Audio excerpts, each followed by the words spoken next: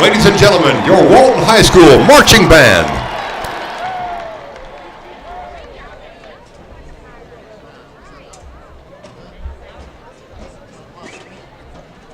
Remember, girls, remember, when Ric Flair's in town, showtime! Woo!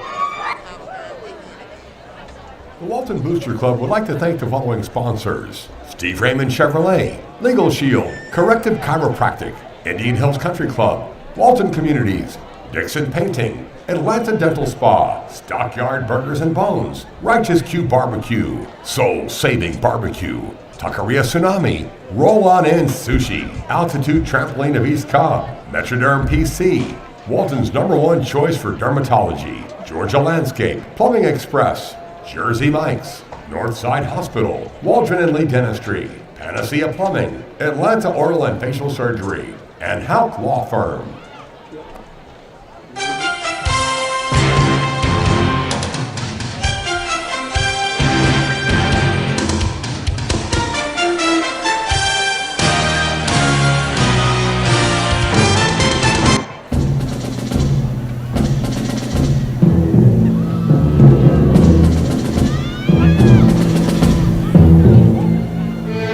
The autumn wind is a pirate, blustering in from sea. With a rollicking song he sweeps along, swaggering boisterously. His face is weather-beaten. He wears a hooded sash, red, white, and blue about his head, a mentality to eat and smash. He growls as he storms the field, a hero big and bold, and the trees all shake and quiver and quake as he robs them of their gold. The autumn wind is a Walton raider, pillaging just for fun. He'll knock you round and say ball down, and laugh when he's conquered and won.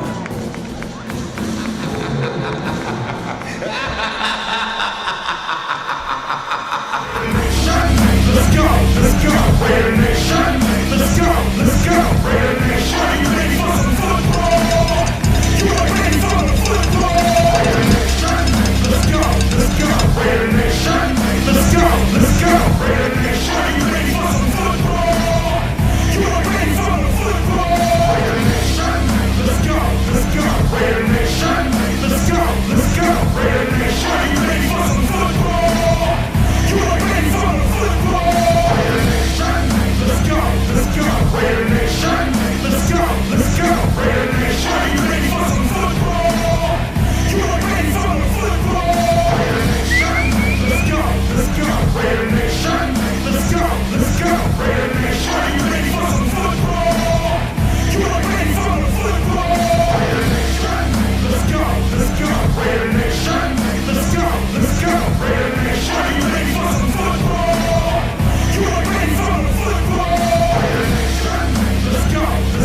Raider Nation.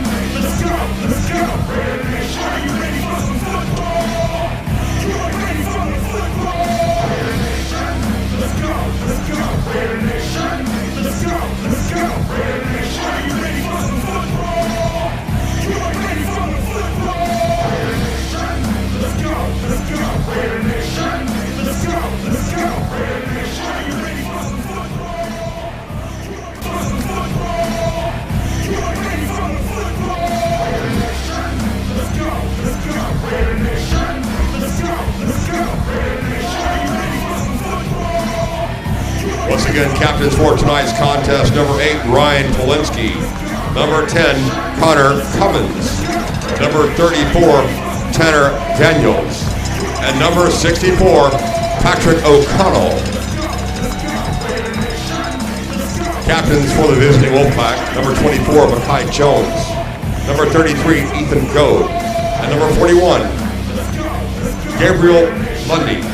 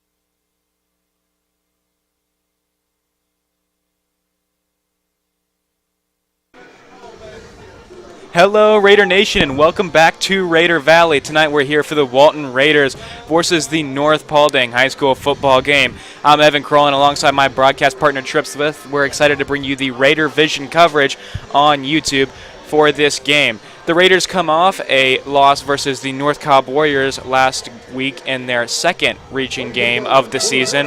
The Raiders had an up-and-down game but showed some promise, and into this week they're looking for a rebound trip. Yeah, no doubt, and a big opportunity here. You know, you can erase a lot of the wrong that happened last week and get a big region win here to get the season back on track. We're going to go right into a viewer favorite. We're going to go to Tripp's Keys to the Game.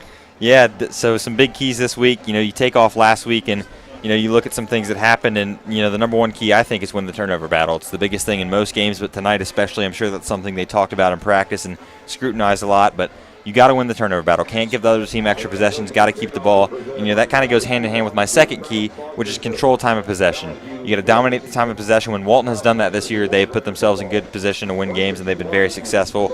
And then finally, our third key is lean on the running game. So that whether that be Kenny, Jaha, Braylon Stokes, or even Zach Rossman, we've seen he can run the ball. He's a willing runner. So lean on that run game. It's worked for you this season, and you know, so those are my three keys of the game, and if Walton can do all three of those things, I think they'll put themselves in a great position to win the game. I really liked your first key there, and I think it's something that the Raiders have focused on all week. A combined 12 turnovers from both teams in the game last week. The Raiders were up 12-0 at halftime before North Cobb turned the ball over 5 times in that half. Raiders turned the ball over 6 times in the second half. They ended up losing 35-18. Ethan Sanchez for North Paulding has the ball teed up, and he's about to get us underway here in this Week 8 contest.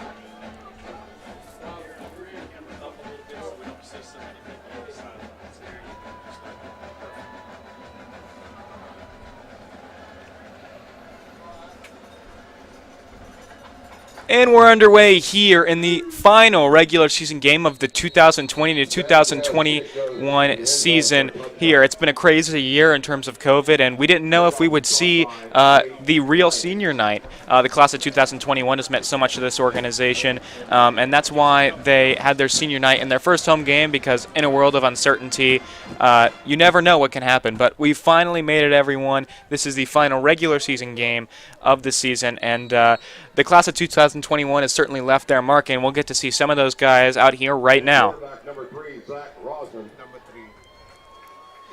Zach Rosman will be the starting quarterback for the Raiders tonight.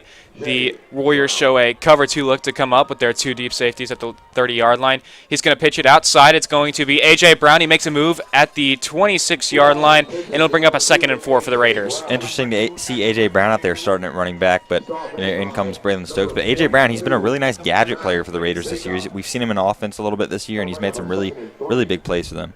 Yeah, AJ, a guy they really like. They move him all around the defense. He plays the rover, which means that he covers the best player from the opposing team, you know, whether it might be over the top, underneath, whatever you want. And he's also thrived in that running back role here at Walton. So they're going to hand the ball off here to Stokes, and he's going to be bottled up for about no gain. It's going to bring up about a 3rd and 4 for the Raiders. Trip, why is 3rd down going to be so important tonight in the contest? Well, it brings up a big point. You got to convert on 3rd down, right? And that's kind of helps with the turnovers, because on 4th down and punting, it's almost like a turnover. So got to convert on 3rd down. Something Walton didn't do a great job in the second half of last game against North Cobb. So converting on 3rd down is going to be key, and they did that 2 weeks ago, and that's why they were successful 2 weeks ago here at home.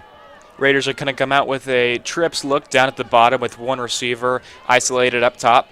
Rosin's going to be standing in the shotgun. He takes the snap, looks left, and he's got Nate Lyons over the middle. He makes a move, 45-40, 35-30, and is down at the 24-yard line. A big play for the Raiders to set themselves up inside enemy territory. Nate Lyons has been a great player. We've talked about him a lot, and he just keeps getting better every week. He's a really speedy guy in that slot, and he takes a slant route for about 40 yards there. Huge 3rd down conversion for the Raiders there, like we just talked about. I like that approach there from the Raiders. As you can see, Nate Lyons down at about the 24-yard line on that replay there. Get your quarterback settled into the game. Let him sit on some slants on 3rd and medium situations to get him in a rhythm. Rosman's going to look over to the sideline and get the call. North Paulding's going to come out in a man-to-man coverage look, something that the Raiders have faced almost exclusively this year from opposing defenses. They're going to hand the ball off to Braylon Stokes. He makes a move and is down after about a 7-yard pickup. So far, I've been impressed, on this first drive with the offensive line. Look like they're, holding up pretty good in run blocking and pass protection. That's something that, another big key tonight is controlling that line of scrimmage. That's where games are won and lost. That's what every coach will tell you. So far, I've been very impressed with them. Stowe McKnight with off coverage facing him at the top, but they're going to hand it off to Braylon Stokes. He cuts back and has the first down and more inside the 10-yard line. Sets up a goal-to-go trip for the Raiders. And once they get down here and trip, you've got to convert these into touchdowns. North Paulding stands at 1-6 in the region. You can't overlook them. I like the approach on this drive, just going down their throats, right down the middle. Nothing cute about it, just going after them. And right here, I'd expect nothing less from the Raiders. Yeah, big hole opened up on that run, too. We just talked about the offensive line, making some big holes here and giving Braylon Stokes some room to run. Rossman's going to come out. Looks like he has 6 offensive linemen in the formation. They give him 2 on a quarterback power. He breaks a tackle and is driving and will be down at about the 2-yard line. Couldn't break through that last contact, and it's going to bring up a second down and just about 2. They're going to send Preston Evans into the game. He's most likely going to play inline tight end now for the Raiders as Nick Hester checks out. Yeah, Zach Rossman, he's, honestly kind of like a third running back when he wants to be. I mean, he's a big guy. He can run some guys over. We saw him one run a couple weeks ago down near this goal line where he just ran a man over. So Zach Rossman with a nice run there. They come out in just a 2-receiver set up top. They're going to hand it off to Braylon Stokes. He dives in, and he is in for the touchdown. Raiders strike first, up 6-0, pending the extra point from Connor Cummins. And Braylon Stokes, the young sophomore, with his 7th touchdown on the young season. Braylon Stokes already having a great game, and that he's had a couple big runs now. It was a very nice balanced drive, a lot of runs, and that big pass obviously. But that's what you need. You want to see come out, put your foot on their throat early, and hope your defense can get a big stop after this extra point.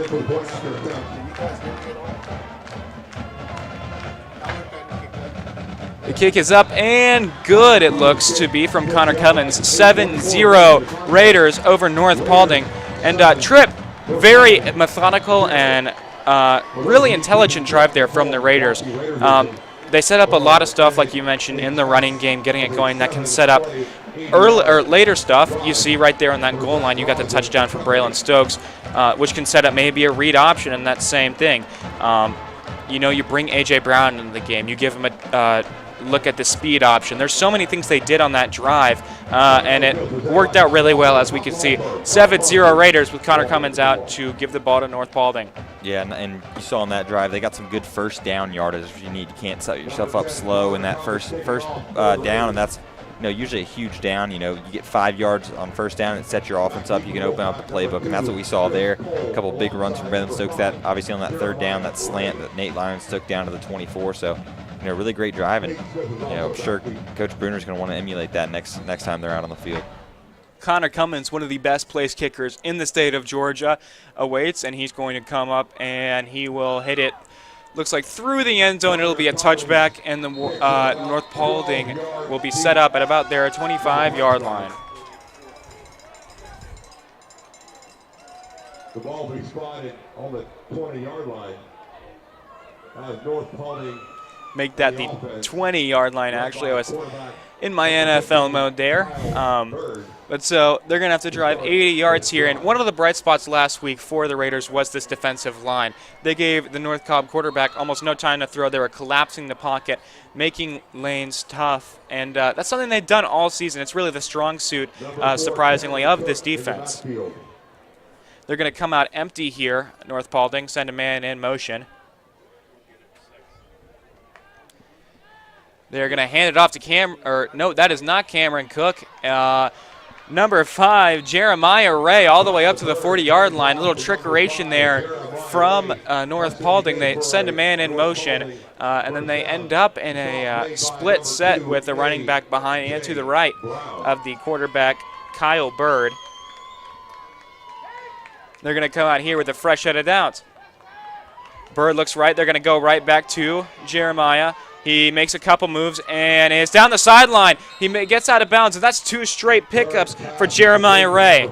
Yeah, and that 1-6 record can be deceiving, right? These guys have size, they have speed. They're a really impressive-looking football team out there, and Jeremiah Ray, a speedster outside on the edge, and looks like he can really do it all for this North Paulding team. In a sport where you only have 10 regular season games, you can't overlook anyone. North Paulding starting to drive here. They send their tight end in motion.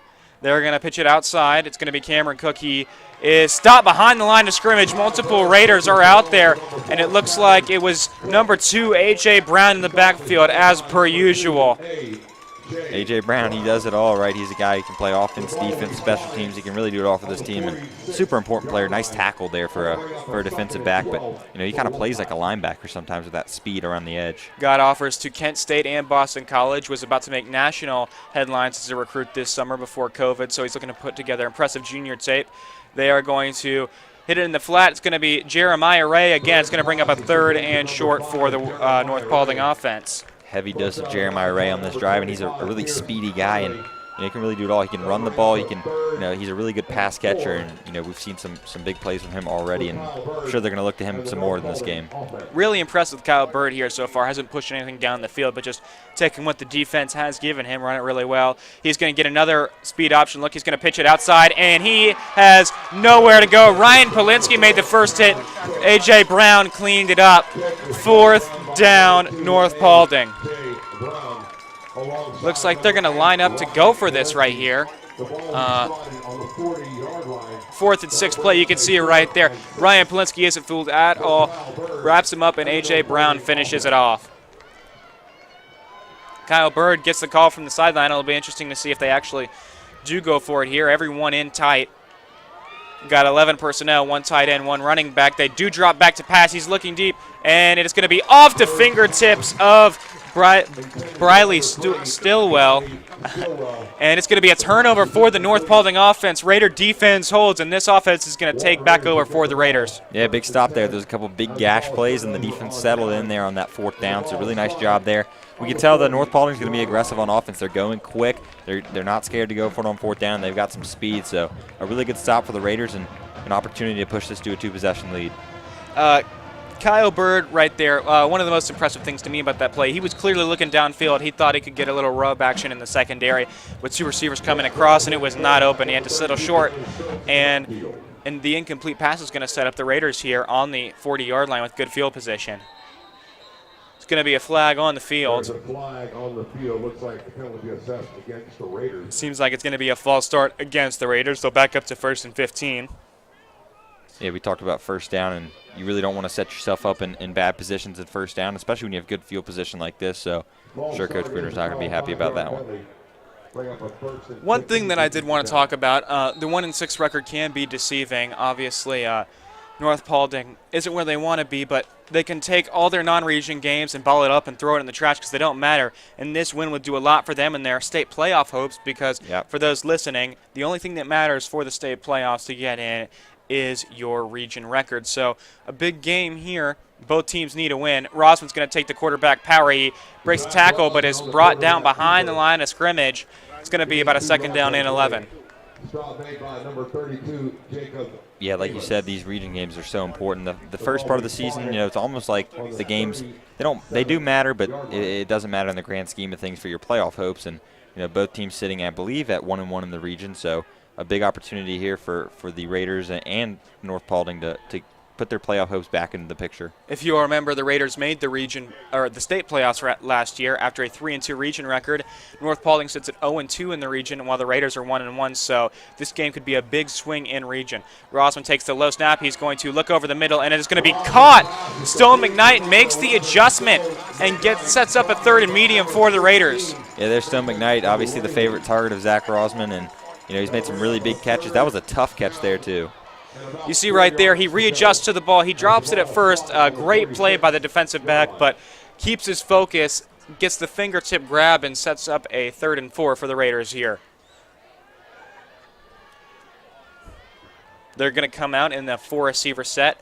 10 personnel, no tight ends, 1 running back. Stokes in the game. Rosman's going to be to the left of him. Looks like they're playing off coverage in the slot. Rosman takes the snap. He is going to evade the defender and pick up the first down. I don't know what that was. Maybe it was designed, maybe it wasn't, but Rosman avoids the defender in the backfield, gets upfield, slides after the first down. Great play there. Yeah, you can argue that Zach Rosman's kind of been the best rusher for this Walton offense in the past couple weeks. He's been really effective on the ground, and when he needs to move, he can do it. And he's a big body, not fun to tackle him, and a really nice play to pick up the first down there. Raiders are driving so far. They've only thrown 2 passes, I believe, on the day. Obviously, the throw to Stowe McKnight and the long connection with Nate Lyons. They're going to throw again here. It is a little bit over the top for Braylon Stokes, and it brings up a 2nd down and 10. Really impressive approach from this Raiders coaching staff. You know, you practice and script your first few plays of the game every single week in practice, and so far their script couldn't be better, Trip. Yeah, no doubt. Very, very impressive first couple drives here. And now with the 2nd and 10, need to pick up some yards here on 2nd down. For those wondering at home, that was the Raiders' first opening game touchdown this year on their first drive. They have a lot of second drive touchdowns, but that was their first drive. They're going to have an RPO over the middle, and it is off the hands of Stowe McKnight. They had it open, and it's going to bring up a 3rd and long now. Just a little bit outside and high there for Stowe McKnight. You know, usually he comes down with that one. That one just a little bit high and maybe a little bit too quick there for Stowe McKnight, but obviously one of the best receivers on this team. And at least, you know, one of the good things about that, you know, it's there. You're setting up the RPO. You're seeing what works. So far, everything has. And even though he doesn't make the catch there, he's open. And if he's able to secure that, maybe it's a catch and run. Maybe we're saying Stowe McKnight touchdown right now. So it's just nice to know that it is there later in the games. Rossman's going to look to the left. He goes right. He gets outside. He's going to look downfield, readjust. He throws it, and it's going to bring up a 4th down, nothing there, and just wisely got it out of bounds. They're going to bring out the punt unit now and Connor Cummins. Yeah, really smart play there by Zach. Didn't have it open, just throws it out of bounds, doesn't force the issue, and just had to give him, the punter a chance to pin North Paulding deep here. But, you know, that's just that veteran leadership that you see from Zach Rossman. Doesn't try to force it in there. He could have tried to, and, you know, you might be looking at disaster right now, but he wisely throws it away, and, you know, smart play there by Zach. And I'm sure there's nothing more the coaching staff likes to see than a thrown away pass after a total of 16 turnovers last weekend.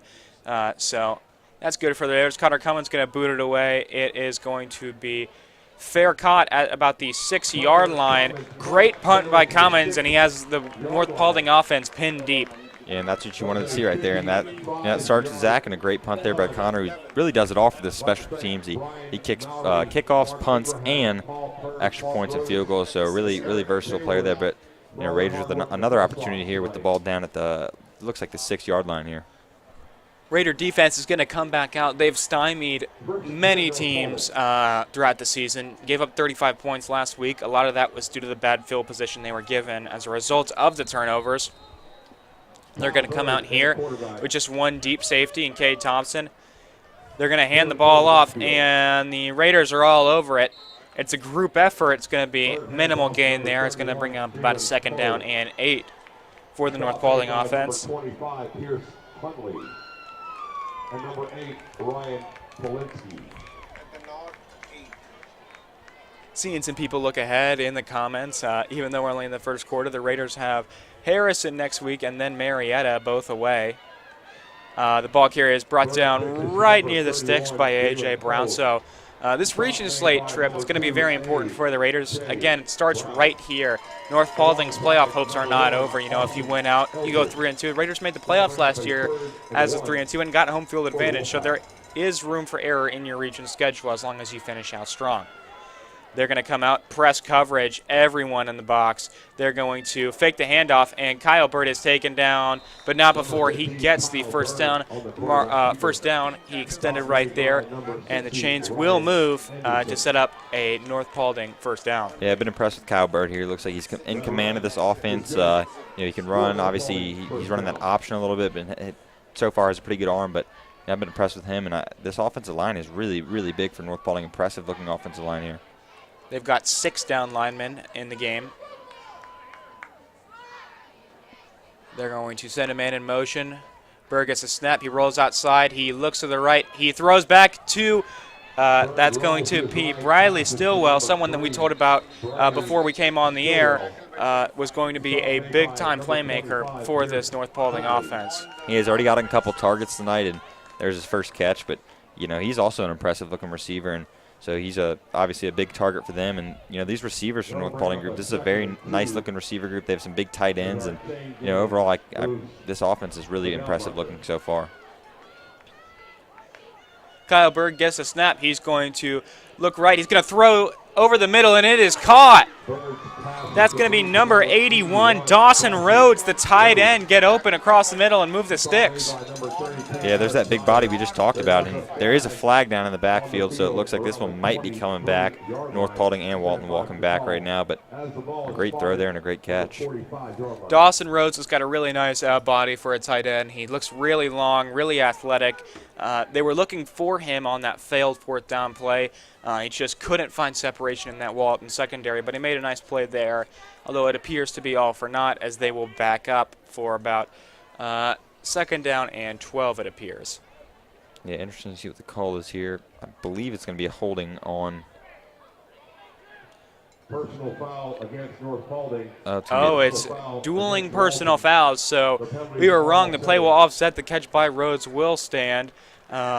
Nothing gained or lost there for the Raiders as the penalties do offset, but it will be a first down, North Paulding. Yeah, that drives the coach crazy. You get a personal foul on them, and then you come back and get one as well. So you hate to see that, and obviously now North Paulding set up with really good field position. North Paulding lined in tight. Trips look up at the top.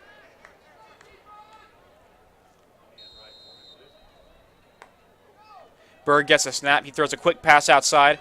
That's going to be number 14. Tyler Holland with the catch. Driven down after about a 6-yard gain. Getting all the receivers and tight ends involved here. I think most of these guys have gotten a target already, and want to spread this thing out. They line up in that tight formation. I kind of like it because they spread that thing out. It's tough to guard, and so far a very impressive drive here for North Paulding. Yep, getting everyone involved, taking deep shots at the right time. Nice setup here by North Paulding. They're going to get the snap. Bird's going to look deep. He's going to throw over the middle, and it's going to be caught. Tyler Holland again. He's brought down inside the red zone. It's going to be a big play for this North Paulding offense. Great play right there. If we can get a replay on that, he's going to cut across the middle. You see a little levels concept there. Number 3 goes upfield still well, and it clears Tyler Holland a nice little space over the middle. Nice easy catch and run. He fit that ball in a perfect window. Almost had a pick there, but got that ball in the window, and Tyler Holland made a big play. It's going to be a red zone trip now. They're going to pitch it outside. It is going to be brought down by A.J. Brown after a short play. That was number 31, Jalen Poe on the tackle. And A.J. Brown has been all over the backfield tonight. Alongside number 43, Jack. In comes Ryan Polinsky. He had a pick a couple of games ago against, North Cobb, and he's played really well this year. He started playing defense about 2 weeks ago and already making an impact. Ryan Polinsky, a senior on this team, he is the only player on the team to have both an interception and a receiving touchdown this year. Very impressive. North Paulding gets a snap. He's going to look deep. He is going to be taken down. That was number 60 for Walton. Number 60, Ryan Anderson, the young sophomore, getting a little action and playing time there. That's really fun to see. It was multiple Raiders in the backfield, and eventually they converged on him and got the sack. So Kyle Bird's going to have to face a second and long now. That was a big play, too, because he actually had that throwback route to the receiver. He had him wide open. It's a really nice play to, that would have been a walk-in touchdown for North Paulding. Correction, it's going to be third down and 18. Berg gets the snap. He's just going to throw a quick screen pass. Poe is outside, and he's brought down behind the line of scrimmage, and it should bring out the field goal team for North Paulding. Stop made by number 2, A.J. Brown.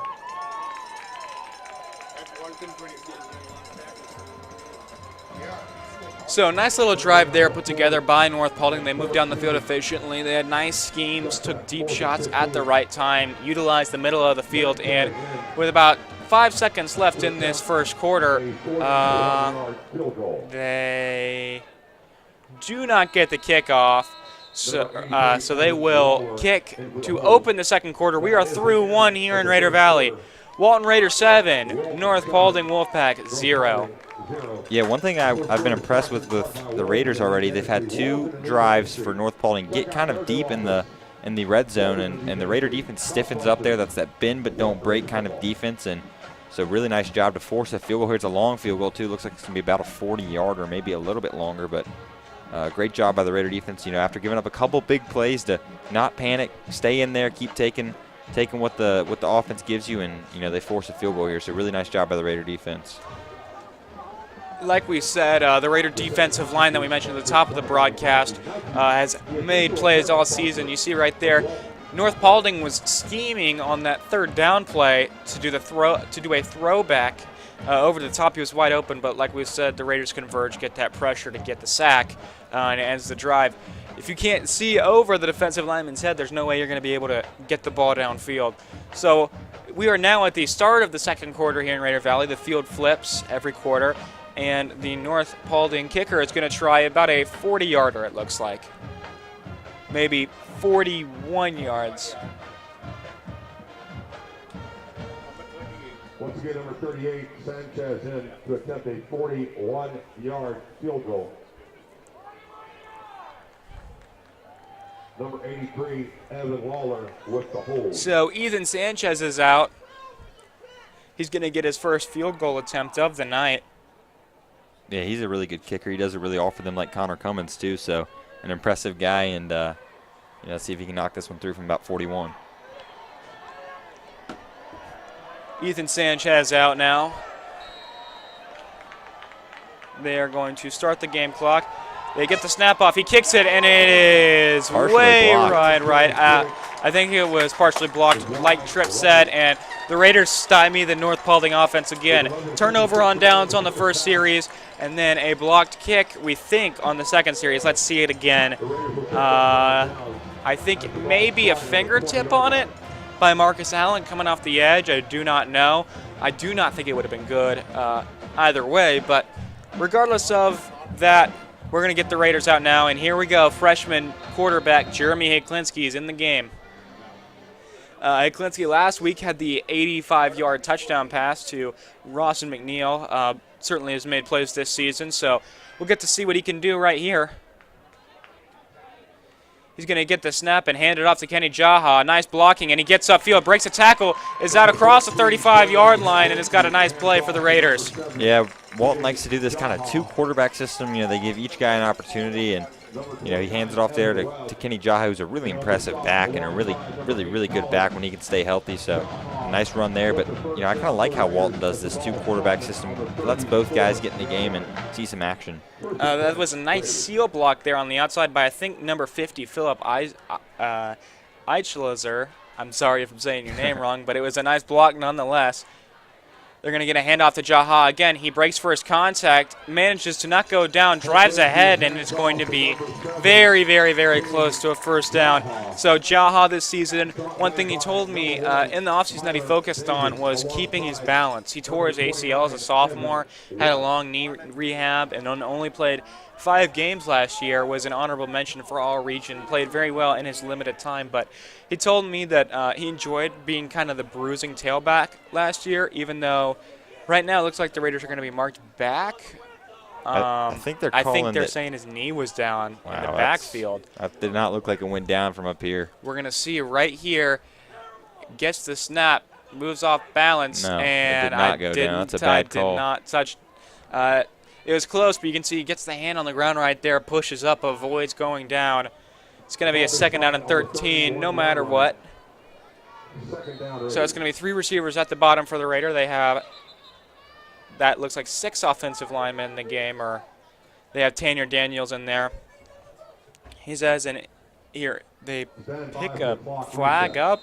Not entirely sure what's going on here. They have Tanner Daniels up top next to the left tackle. He's lined up as a tight end, but he's basically an additional offensive lineman. Heklinski's going to throw deep to the outside. It's going to be just out of the reach for Stone McKnight. Makes the catch out of bounds. It's going to bring up a 3rd and very long for the Raiders. Nice play there, nice ball, but just a little bit outside. Put that thing in the breadbasket for Stone McKnight. Should have had it just a little bit more inside, but back to that Kenny Jaha run. Like you talked about, he tried to work on his balance, and you saw in that play he actually kept his balance, but, a missed call there. He did not touch the ground, so I'm sure Kenny on the tape will not be happy about that one. Gets about 8 yards called back there. So They bring in Marcus Allen into the game. He's going to be isolated up at the top. Heklinski gets the snap. He's going to look over the middle of the field. He's going to take his shot. It's going to be Nate Lyons deep. He has to readjust for it. It's going to be intercepted by North Paulding. The run back is going to be, he's going to be taken down near the 50-yard line. That was Tyler Davis on the pick. Yeah, ball was a little underthrown, so Nate Lyons had to adjust to it. He actually had him in stride, but just a little underthrown, and that one got unfortunately tipped up and intercepted. But, not a terrible play there. Sets up kind of like a punt would here at the 50, but that's one thing we talked about. You can't give the other team the ball, can't turn it over, and you don't like to see that right there.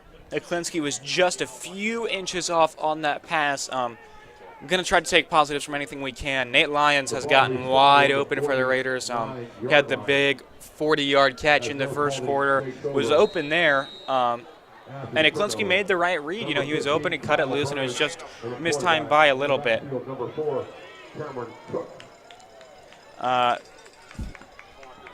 They're going to throw it outside, and it's going to be brought down behind the line of scrimmage. Minimal gain at all. So there's been a lot of motion from this North Paulding offense, something that's not just specific to them, but also specific to the game of football. I saw a stat the other day that said the elite NFL teams, the Baltimore Ravens, Pittsburgh Steelers, all teams like that, Buccaneers, a ton of those teams are using motion on almost 60% of their snaps, and North Paulding uses it here. Handoff, and that's going to be number 4, Cameron Cook, makes a nice cut up the middle to turn maybe 3 yards into 8 yards. It's going to bring up 3rd down and 3. Yeah, Cameron Cook isn't really involved here. He's a running back, but he's caught a couple passes already, been kind of a gadget player, kind of like, A.J. Brown for the Raiders, and a really solid player. Sets up a third and manageable here. Really nice cut there to change a short gain into a nice size one, and he's not going to go anywhere here. He breaks the tackle actually, and he's still not going to go anywhere. Raiders rally to the ball. Ryan Polinsky was right around at the beginning, and then there was a variety of other Raiders that were in on the tackle that was broken, then more bring him down. But Raiders get in the backfield, bring up a 4th down and 4, and then Wolfpack are going to go for it on their second 4th down of the game.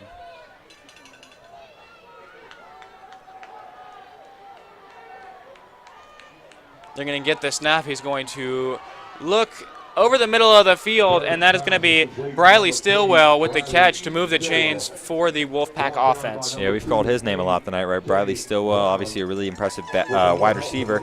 Their coach actually told us that he would be heavily involved in the offense, and so far that's been the case. He's got a couple long catches here, and sets up on a 1st down after a crucial 4th down there for North Paulding. For anyone wondering about the region scores, Harrison is leading Marietta 7-0, and North Cobb's leading Hillgrove 7-0. They're going to send a man in motion. They're going to look his way. That's number 5, Jeremiah Ray. We've called his name a lot tonight, and he is taken down by A.J. Brown. A.J.'s got to have like 5 or 6 tackles. And it's going to bring up a 2nd down for the Wolfpack. And 2nd down is really important in the game of football, and it's proved important tonight. If you can generate pressure, get a sack, it sets up the 3rd and long versus, short completion, nice run can set up a 3rd and short. It could change the game today because it changes the real game-changing plays, if anyone can follow me there. They're going to look outside to Jeremiah Ray. There's going to be a penalty flag coming out. A.J. Brown takes him down. Usually flags that early mean holding of some sort, but we'll see what the call is.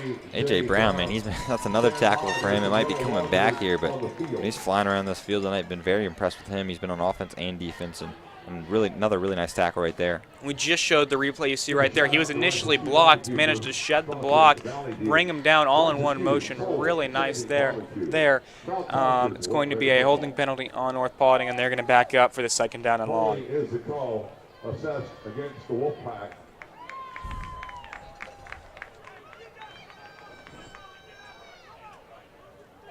through one and about a half, it's been a relatively clean game, knock on wood, compared to last week where there was a ton of turnovers, ton of flags. So, I'm sure both sides got to be happy with that.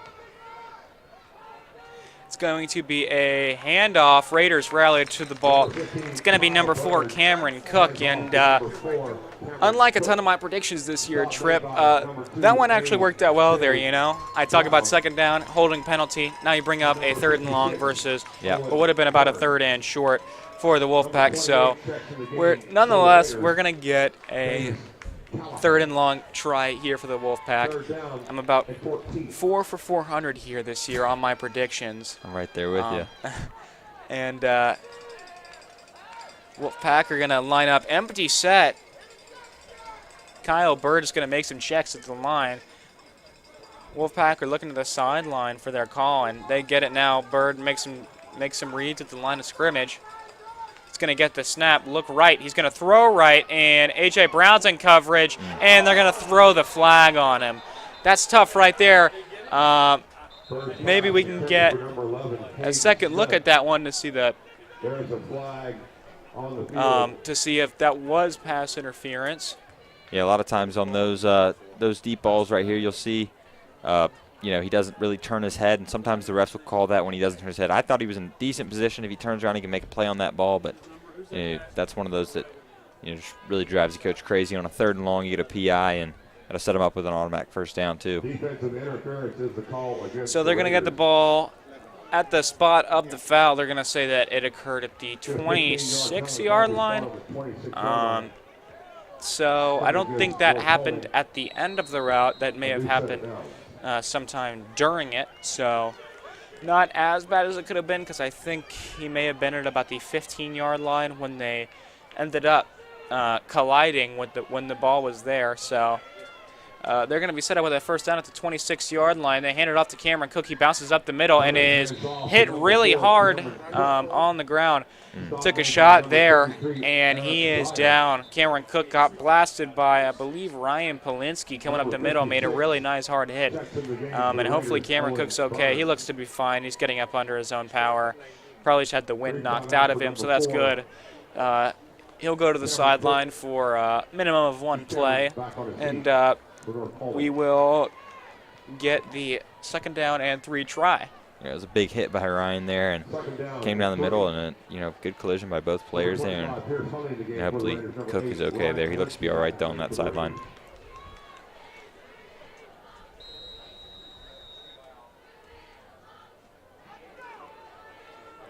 So the Wolfpack come back out. Nate Bird is going to get the snap. Send a man-in motion, hand it off to number 31, Poe. A.J. Brown makes the tackle, but it's too late. It's going to be a first down for the North Paulding offense. A.J. Brown with another tackle. We've said his name too many times already tonight, and he's playing really well tonight. A lot of tackles, good coverage. Obviously had that one pass interference call, but been very impressed with him again. I think I've said that about 5 or 6 times with him tonight. First down just outside the 10-yard line for the Wolfpack. Bird gets the snap, has a little trouble with it, and it's going to be a fumble. The Raiders pick it up. Kay Thompson makes a move and is down at the 30-yard line. Game-changing play by the Raider defense. There was a little bit of an issue with the snap. Maybe we can see it right here on the replay. So it's trouble with the snap. Poe never corrals it. Thompson picks it up, and it's going to be a first and 10 for this Raider offense. Yeah, it was a really impressive scoop and run by the Raiders there. A lot of times you see on those fumbles the defense will start kicking it around and maybe doesn't fall on it, but the Raiders pick it up and get a couple yards off of it too. So they get in that red zone, and again, bend don't break defense. They get it back, and that was a huge play. Like you said, game-changing play, momentum-changing play. And Raiders get it back, and it looks like Hecklinski's going to stay at quarterback here. So the talented freshman remains out there. He gets the snap. He's going to hand off to Braylon Stokes. Stokes is going to push forward for maybe a 4 or 5 yard gain there. They're going to get the call here. And the Raider defense, Trip, on the first drive, they forced a turnover on downs. Second drive, missed field goal that we think was tipped by Marcus Allen with maybe his pinky fingernail. And then right there, they get the fumble recovery. So big stuff from the defense tonight. Yeah, bend but don't break in that inside that 30-yard line, and great job by the Raiders to get that ball back. Braylon Stokes gets it towards the rock here. He makes a move, and he's going to be across the 50-yard line. North Paulding defenders chase him down, but Stokes sets the Raiders up at about the 40-yard line, it looks to be. So nice run there by Stokes. Sets up the first down. Tanner Daniels going to be lined up just behind the offensive line.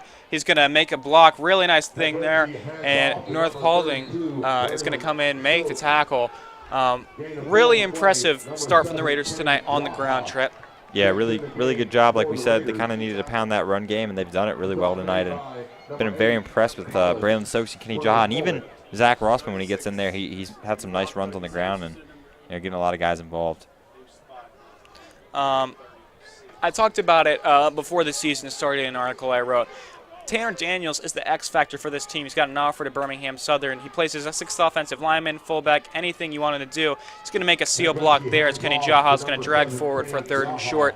And he's been used a lot here tonight, mainly as a sixth offensive lineman, whether it's he's lining up behind the right tackle's butt or directly next to the left tackle.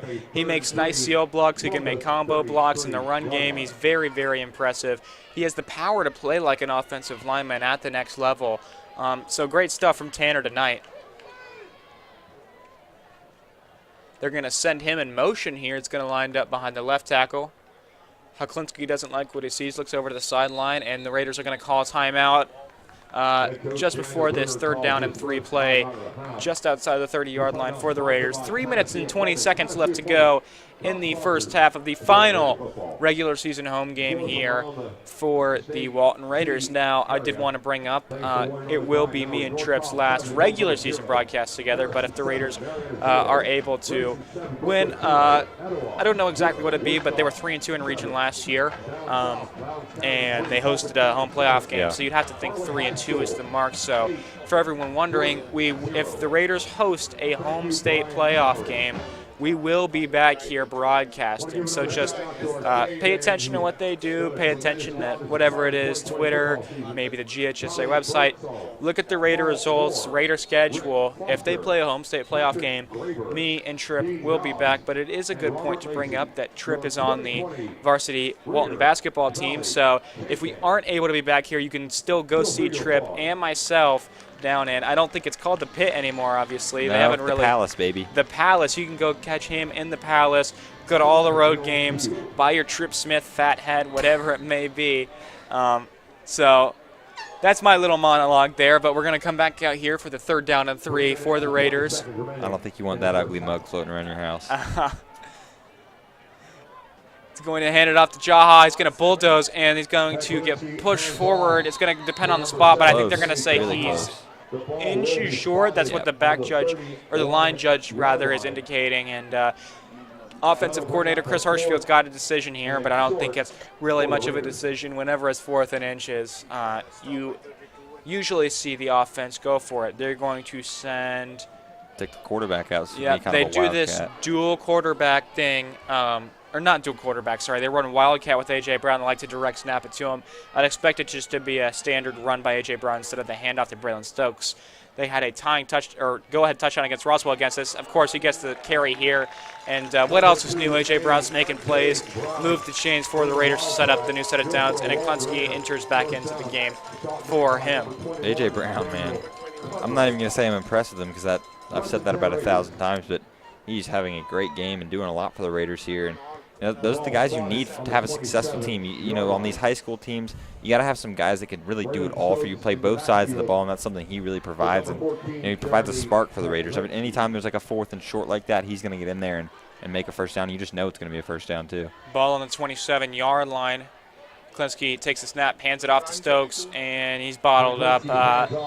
Going to be probably a loss, maybe no gain. Brings up 2nd down and about 10 or 11, I would say, for the Raiders. And it'll be interesting to see the 2nd down and 10 approach for both teams, in my opinion. Like we talked about before, you throw the incomplete pass, possibly sets up a 3rd and 10, you run the ball, could do the same thing. So it's going to be interesting for me to see how both of these teams attack 2nd downs, because that's going to set up your game-winning 3rd downs. They're going to line up into pistol set here. Braylon Stokes lined up behind Heklinski. They're going to fake the handoff. He's going to look at Ross McNeil, who made a double move. He may have come open at the end of the play, but it does not matter because he's going to be taken down by Tyler Davis. Tyler Davis had the interception off of Heklinski and returned it to the 50-yard line earlier, and now he brings him down for a loss. Yeah, I didn't see him on that backside, blind side, and got him with the sack there. But, you can tell the Raiders they've wanted to run the ball a lot today, and on that 2nd and 10, they decided to throw it, and Jeremy takes the sack there after, maybe a missed assignment on that backside. But, again, going to be very interesting to see what they do here. Do you want to try to get in field goal range, or do you take this clock down as low as you can and maybe, just run it and punt it away? 50 seconds here left in the first half. It has flown by here down in Raider Valley. 3rd down and 18. Mainly because a lot of running has been going on from both teams. They've been milking the clock, trying to pound the ball. Raiders are up 7-0 here. They're going to take their 2nd timeout of the half with 42 seconds remaining, trying to set up a strategy here for either the field goal trip like Tripp said, or you can get aggressive, try to see if you can get something over the middle of the field is what I would expect if they did get aggressive. You saw Nate Lyons come open on that deep seam route that the interception was thrown on. He was open, so you could see him go over the middle. Or, you could go with a standard handoff, just milk the clock, see if you can get 3-4 yards to set up a Connor Cummings field goal. Yeah, from about here, it would be a 52-yarder, so that might just be outside the range. I'm sure Connor would love to get out there and try to kick one of those for the highlight tape, but I'm sure Coach Bruno would want to push that in a little bit more. And, for this one, a lot of times in these 3rd and longs, the defense will kind of play a prevent-type defense, so you can get some stuff underneath if you want to play conservative, but we'll see what they do here. And Jeremy trots back out with Braylon Stokes next to him, who's obviously gotten the majority of the carries tonight. So a 4-receiver set here for the Raiders. Nate Lyons, Ross McNeil, Stowe McKnight, and Nick Hester all in. Braylon Stokes standing to the right of freshman quarterback Jeremy Heklinski. You can see the offensive line pointing out defenders making checks at the line of scrimmage. Always fun to see the big guys making calls that can affect the game on a smaller level. Heklinski's going to try to get away here. He's going to run way backwards to the 40-yard line. Somehow manages to get up. He's going to throw deep, and it's caught by Stowe McKnight. Are you kidding me? Jeremy Heklinski, you are Houdini. How did he get away from all those defenders? And it's right at the sticks. They gave it to him. I think it's a 1st down by maybe an inch. It's going to be close. All right. Yeah, let's see it right here. So Jeremy Heklinski goes back all the way to Idaho, comes back, is fast in the defensive lineman, throws it up. What a catch by Stowe McKnight. Catches it. That's good in the NFL, 2 feet down. The concentration, the connection between those two, that's what you need if you're the Raiders. 31 seconds left in the half. Ball on the 17. And that was awesome, Tripp. Yeah, it looked like a broken screenplay or something like that, and Jeremy just, skirts out of there and throws a deep ball. Jeremy Heklinski's going to take one right here to Ross McNeil. A little bit of contact, pass interference in the end zone. Raiders get one of their own after North Paulding had one called on A.J. Brown early in the 2nd quarter. It's going to be ball set on the 1-yard line because the penalty occurred in the end zone. So should be placed on the 1-yard line. Again, I could be talking all of this out of my skull, and I could have no idea what I'm talking about. Could be half the distance to the goal. Could be on us. I have no idea. I think it might be half the distance to the goal.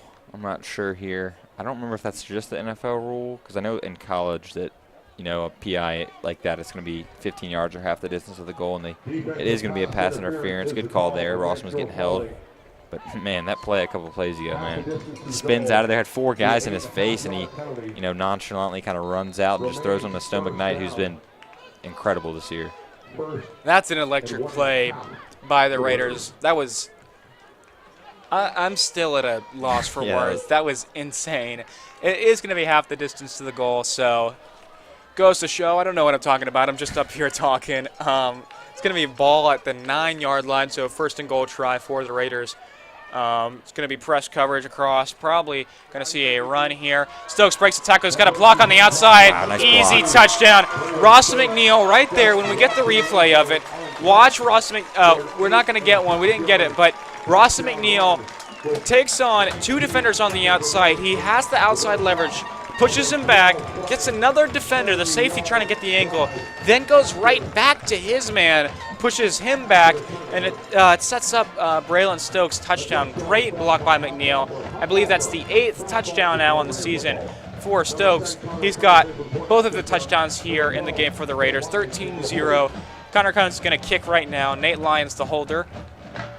The kick is up, and it is right down the uprights, 14-0 Raiders. Yeah, really unselfish play there by Ross McNeil. A lot of times, wide receivers, when the plays, feels like it's over, they want to stop blocking or don't want to give that full effort. But Rawson kept going the whole play and made a great block on the edge there and sets the Raiders up 14-0 with just 19 seconds before halftime. So the Raiders look like they're going to have a 2-possession lead going into the half, which is huge. And I believe North Paulding will get it first to start the half, so that was big to extend that to a 2-possession lead. Great play there by Ross McNeil. Last 2 weeks he's had some impact plays. I know there was a recruiting site that tracked him at 21 miles per hour on his 85-yard touchdown last week. Just for everyone out there, the average top speed for a high school wide receiver, 18.5 miles per hour. 6'5 receiver has offers to Charlotte and Iowa State. Expect that offer list to expand this summer if he keeps making more plays like that. That was a great block. One of the best we've seen by a receiver thrown all year. Just about 19 seconds left in this first half of play between the Walton Raiders and the North Cobb Wolfpack.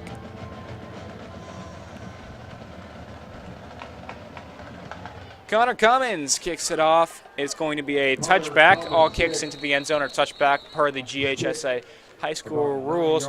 And North Paulding will get the ball at half. We'll see what they do here. I wouldn't expect anything crazy. Probably just a conservative approach, maybe a kneel down. And we'll head into halftime with all indications being that it's going to be Raiders 14, North Paulding Wolfpack 0.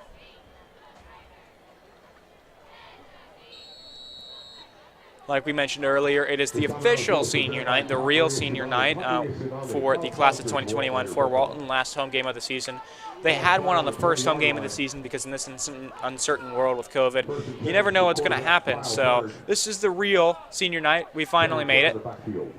They're going to line up shotgun set. Looks like they're going to just hand it off here. It's going to be number 4, Cameron Cook, who is down. It's going to be timeout North Paulding. So it looks like they're going to go for this. Looks like they're going to try to get some points on the board. Interesting. I mean, usually on those runs, you just see them go down, take the half, but they only picked up 8. It wasn't a huge gain, so interesting call here with about 11 seconds remaining and maybe time for 2 or 3 more plays if you're lucky. Timeout, North Paulding.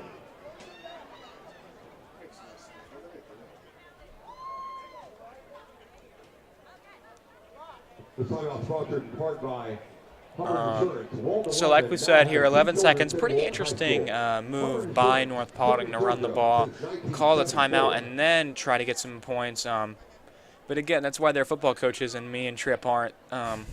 They know better than us, so we'll see what goes down here on the other side of this timeout. Chris Cummings for handling our corporate sponsorships this year.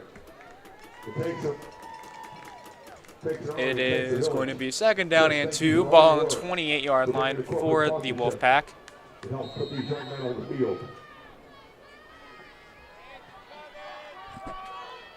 Kyle Bird takes a snap, looks right. It's going to throw it right. It's going to be caught by number 2, Chris Cole.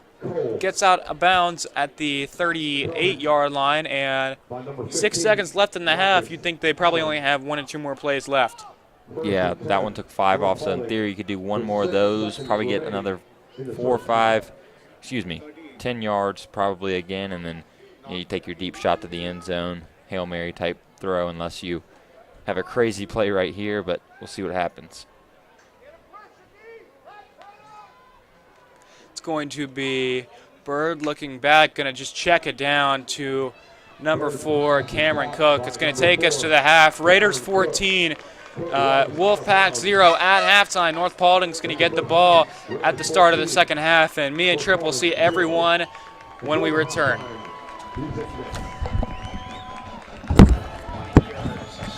On the right side, it's weird. It's like it feels like someone's like in your ear. George Pickens didn't travel to Jacksonville. Are you serious? Yeah. Wide receiver George Pickens did not travel with him to Jacksonville. He's going to be out there. Oh, that is huge.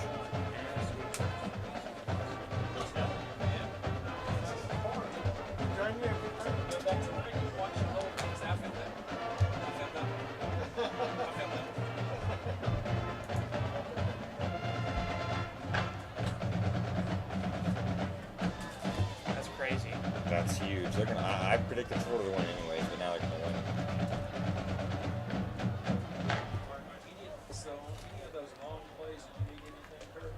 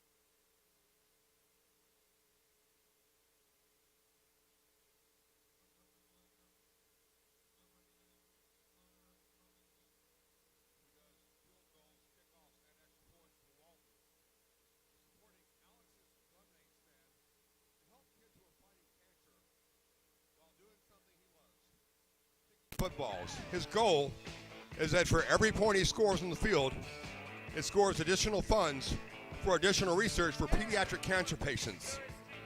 If you're interested, please stop by Valley View, scan the QR code, go to the site, and donate what you can. Thank you to number 10, Connor Cummings, for what he's doing to raise money for pediatric cancer research. Once again, stop by the Valley View area, scan the barcode, the QR code. All right, everyone, we are back Learn here. information about Just that. under You 2 can also minutes go to left before the kickoff to start the second half. The North Cobb Wolfpack are going to take the ball to start the second half, and it's an eventful night. It's a big reaching game, so thought I would go on the AJC website and break down some games for you guys that are going on around the region. So North Cobb, who the Raiders lost to last week, 35-18, are now up 21-7 on the 4-2 Hillgrove Hawks, who the Raiders actually got their first win in region against. Harrison stands 7-0 over Marietta in the first quarter. So let me just break down everything with the region standings. I got it right here on my notes. So entering tonight, North Cobb is 2-0. Hillgrove is 1-1. Harrison is 1-1. Walton is 1-1. North Paulding is 0-2. So what a win would mean tonight here for the Raiders. North Paulding would move to 0-3, which would effectively take them out of the race. Raiders move up to 2-1. If North Cobb loses, they would be tied for first in the region, although North Cobb would have the tiebreaker because they won. If North Cobb wins, the Raiders would move to second because they have the tiebreaker over. If North Cobb wins, Hillgrove will go to 1-2. So they'll drop back. Harrison.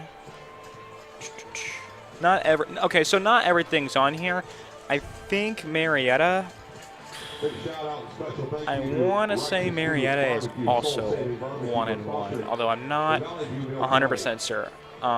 But you kind of get the picture here. So, Harrison could move to 2-1 tonight with a win over Marietta in the region. Hillgrove would lose if we just go by current scores. I'm not saying anything's going to happen, so you just go by current scores. Hillgrove goes 1-2, falls back. So the Raiders are in position here, Tripp.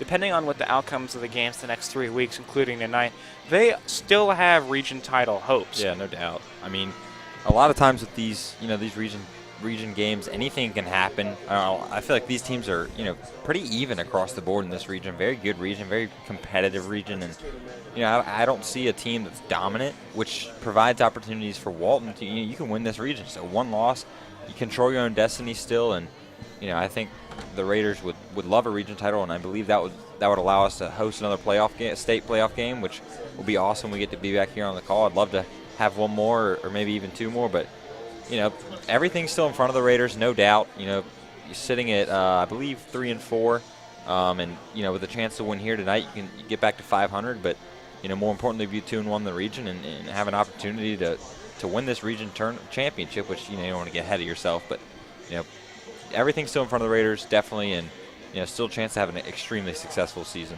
I do want to stress one thing for the viewers, also for myself. The Raiders do not have to win the region title to host a state playoff game. Last year, I think they were third in region, and they still hosted a state playoff game. Obviously, winning a region title would mean that me and Tripp would get to come back for even more football than if they didn't win the region title. But just because if you were at the end of the season, we find that the Raiders don't win the region title, that doesn't necessarily mean that me and Tripp won't get to get back on the call together. So a lot of stuff up in the air. The Raiders will need a little luck as the season goes on because North Cobb does have the tiebreaker. So in order to win the region outright, North Cobb would have to lose not only one but two region games, which you never know what can happen in the game of football. It's crazy right here, but 1 minute and 22 seconds left until the opening kickoff. Connor Cummings is going to kick it to the Wolfpack offense. Tripp, what's impressed you a lot about this Walton team in the first half? Well, one thing that has impressed me is they've kind of, controlled this game. It feels like they've kind of been in control this whole game, even though North Paulding, the time of possession is pretty even.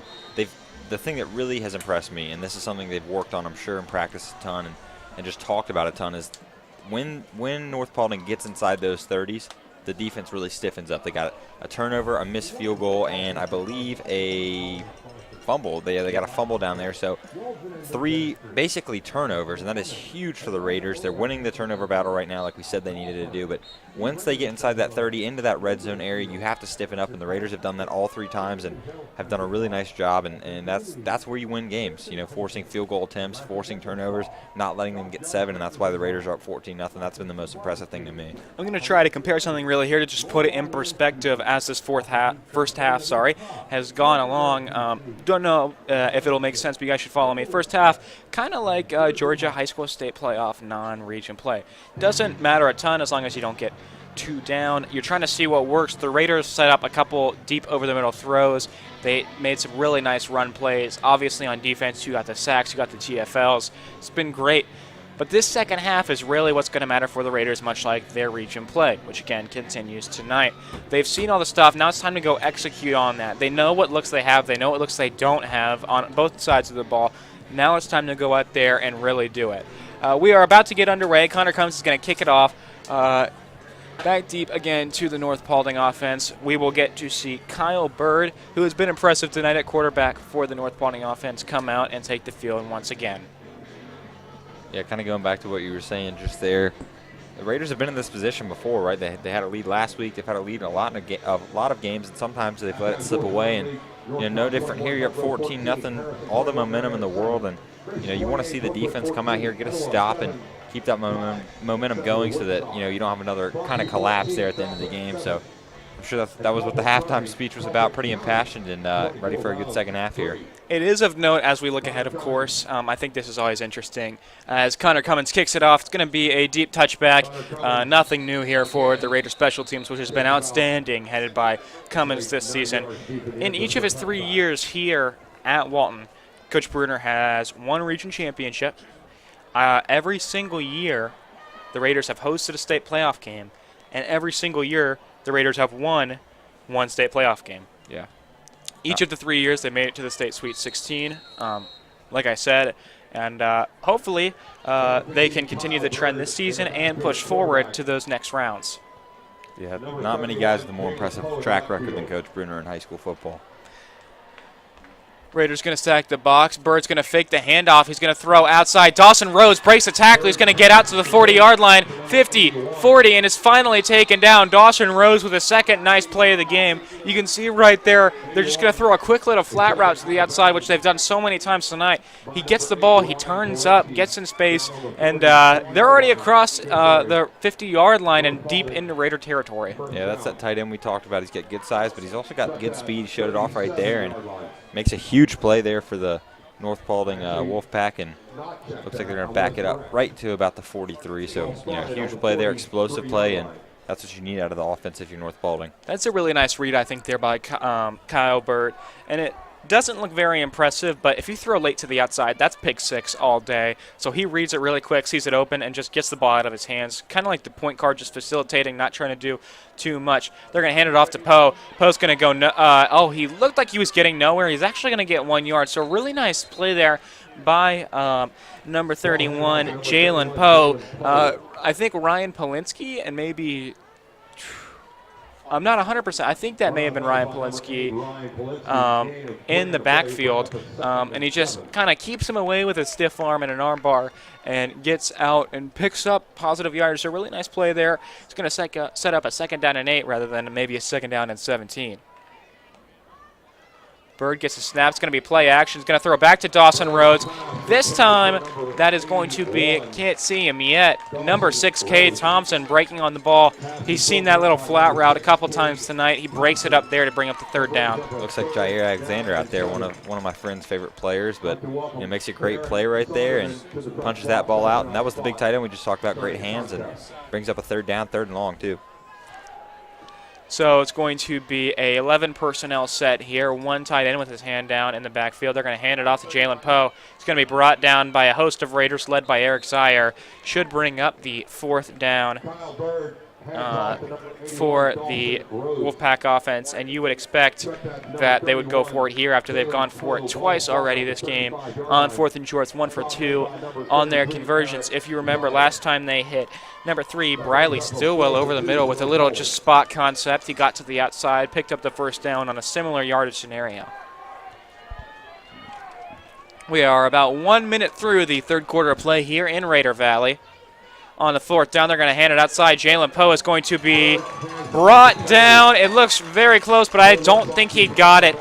Great play there. I think that was Kay Thompson first in the backfield who got the wrap up, and then a couple other Raiders forced him out of bounds. Yeah, Kay Thompson heavily involved on that drive. A couple big tackles, nice pass breakup. So gets the ball back, and like we said, once that ball gets past half field and closer to the red zone, the Raiders are going to stiffen up. And good job by the Raider defense again, and that's their fourth or fifth stop already on the night. And they've gotten off the field after a couple of big plays. They've settled in, and you saw that big play to the tight end, but they didn't stress out there. They kept playing and got the ball back for their offense. So the Raider turnover margin last week, it was 0, 6 turnovers for the Raiders, 6 turnovers for the Warriors.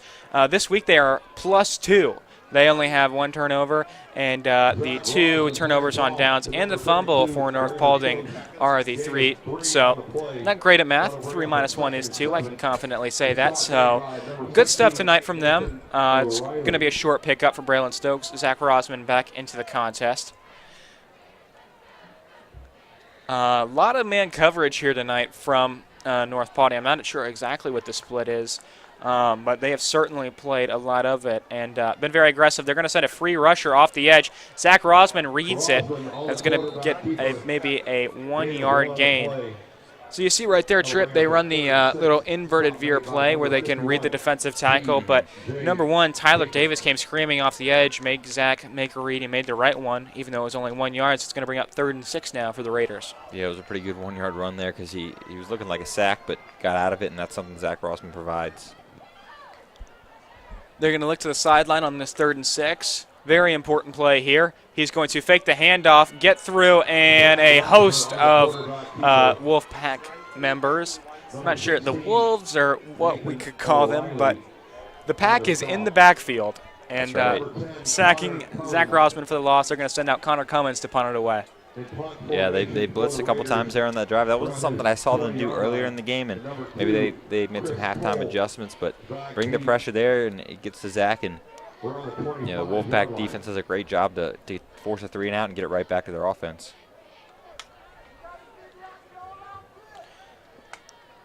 They're going to come out here, heavy punt block look. Raiders pick it all up. Connor Cummins boots it away. Going to be fair caught at the 35-yard line. Chris Cole's able to corral it. And the Raider defense is going to get back on the field after forcing the turnover on downs. But Raider offense goes 3 and out, and we're back right where we started. Where Kyle Bird and the North Paulding offense will take over 1st and 10. So right now we've seen the passing game for North Paulding be very efficient, passing at a nice clip here. And one thing that's impressed me is the coaching staff and Kyle Bird's decision-making on when to go short, when to go intermediate, and when to stretch the field. So very nice approach here. There's going to be a flag before there is even a snap, and the Raiders are clapping, indicating it's going to be a false start against the Wolfpack. But a really nice scheme from this coaching staff and a nice job by making quick throws by Bird, but they're going to need to generate a big play here, I think, if they want to stay in this game. Yeah, they've made a couple big plays, but then when they make those big plays, the Raider defense kind of stops them. They kind of stall out, and we've seen that a couple times here. So they need to sustain those plays, and I'm sure they're not going to be happy with the refs are discussing here. It looked like a false start, but possibly not here. I've been wrong before, a lot actually on this broadcast, but they're picking it up. So the flag has been waved off. Either that, he's just waving to us to say hello to press box. Nice, funny call from commentator Mark Aston there. They're going to pick it up. It's going to be nothing, I think. So 1st and 10 again for the Wolfpack. It's going to be number 4, Cameron Cook, to the right of Kyle Bird. Kyle Bird takes a snap. He's going to look right. He's going to throw. It's going to be behind his intended receiver. That was number 11, Hayden Smith. 2nd down and 10 for the Wolfpack. Good coverage by Austin Elder. They haven't gone his way very much tonight, and we've seen he's had a couple big picks this year. Actually, more than a couple. He's had quite a few picks this season on some pretty good receivers, and good coverage there again. He's a really, really solid corner for the Raiders. Austin Eldred, sorry, Tripp, accidentally interrupted you there. 6 interceptions last year as a junior, 11 offers this summer. Committed to Kennesaw State, 3 picks this year. Very impressive career.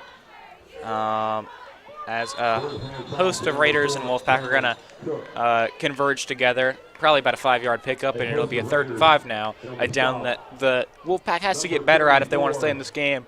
Raiders have been able to win 1st down and 3rd down, so while the lead is only 2 scores, I think the 3rd down is the biggest factor separating this game. Thompson led the tacklers on that stop as the ball spotted on the 40-yard line. 3rd down, 5. And obviously you can point to the turnover on downs, but if you are successful there on 3rd down, you don't get there. But nonetheless, they're going to fire a pass here. It's going to be, I think, intended for Dawson Rhodes. I'm not sure. It was off the mark there. And should be 4th and 5. And we are going to see the punt team for maybe the first time tonight. You see right here, it looks like they were going over the middle, and that was great coverage right there from Eric Zier. He's playing an underneath coverage. He sees the slant coming open. Dawson Rhodes trying to get a little pick route, and he covers it up, and Bird has to try to get it away from the defender so it can't be an interception, and that just results in a pass falling to the ground and a 4th down. So for maybe the first time, maybe the second time, we'll see the North Paulding punt unit. They're going to punt it away. It's going to be a good one. Nick Hester fields it. Did it touch him? He runs into the end zone. Is that? He's going to be down at the 2 or 3. He caught it, fumbled it, and then ran it and fell down on it about the 2. So a potentially disastrous play for the Raiders, a crisis averted. But nonetheless, this offense is going to have no breathing room. So it's going to set up them inside the, looks like they're placing it on the 3. Yeah, or no, the 2. The 2-yard line. So it's going to have to be a 98-yard drive for the Raiders if they want to put a touchdown on the board. We saw Ross McNeil get a touchdown in a similar scenario. There was a run play for a 1st down and then a deep 85-yard touchdown pass last week where he was able to get by the defender with his long strides and then carry it all the way. Don't think we'll see that pass here. I think probably a run. Safe bet. You never know. And it is going to be a run. Braylon Stokes picks up maybe 1 yard, 2nd and 9, with just under 8 minutes left in the 3rd quarter of play. Made by number 51, DJ Jacobs. Gain of 2 on the play. 2nd down and 8. be interesting to see what they do here.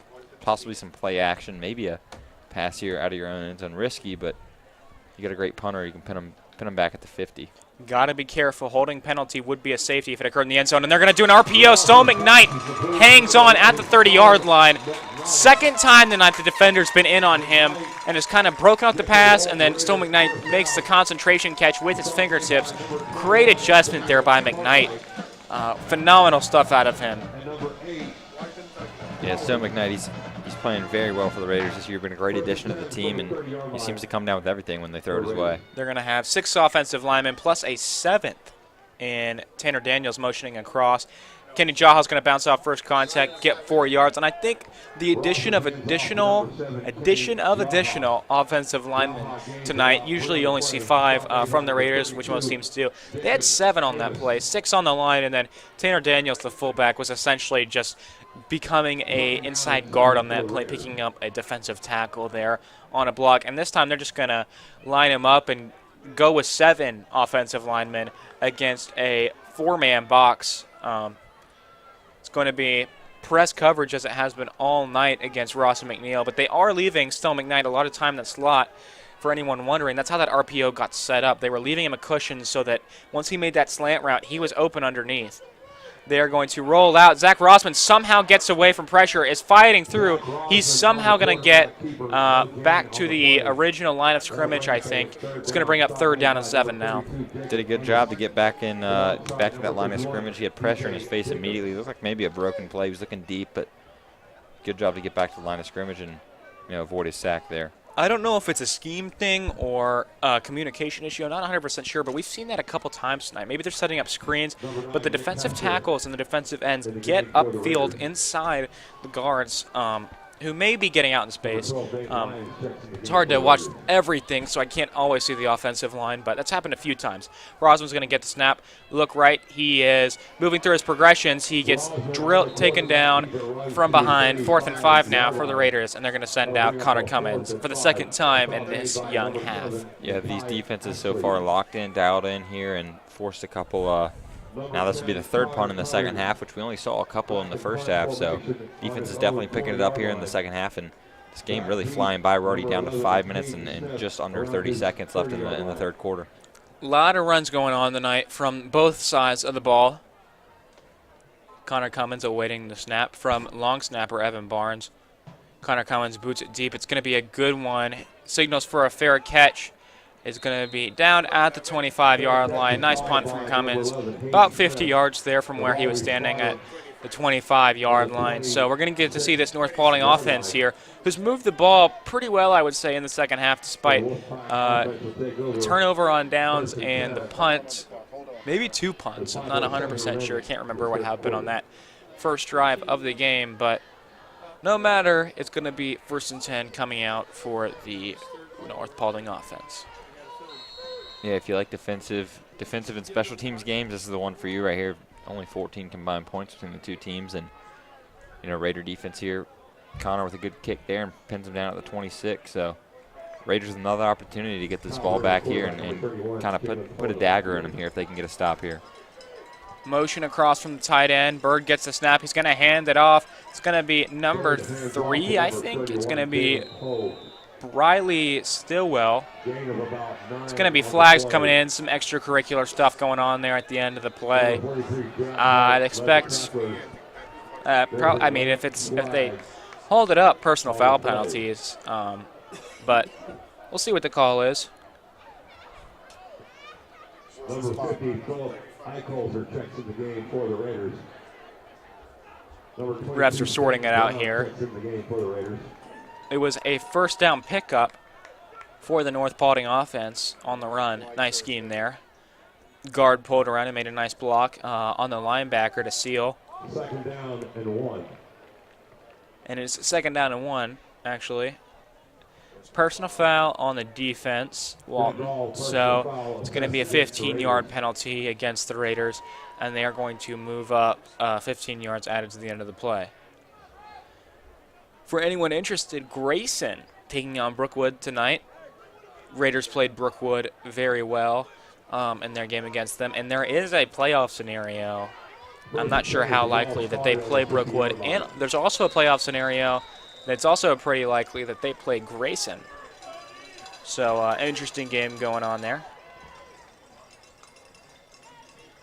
Going to hand it off here. It's going to be Poe on the carry. He gets to the outside, and he's going to be taken out at maybe the 42-yard line. Nice tackle there by Ryan Wyman. Excuse me. Ryan Flinsky. Ryan Wyman, one of my basketball teammates. Excuse me for mixing that one up. I've been calling Ryan's name a lot the past couple days in practice, but really good tackle by Ryan Flinsky. He's been playing really well on defense. He kind of switched over to that defensive role, and he's been very impressive. Already had a pick a couple weeks ago, so another good tackle there on the sideline. It's going to be 2nd and 2 now. Bird gets a snap, hands off to Poe. Poe goes up the middle. He's going to have enough for 1st down yardage. Nice play here by the offensive line for North Paulding, getting some push up front.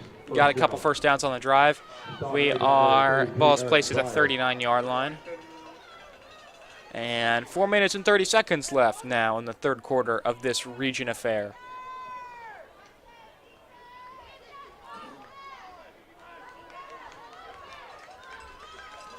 Wolfpack have 3 receivers in the pattern, an inline tight end and a running back.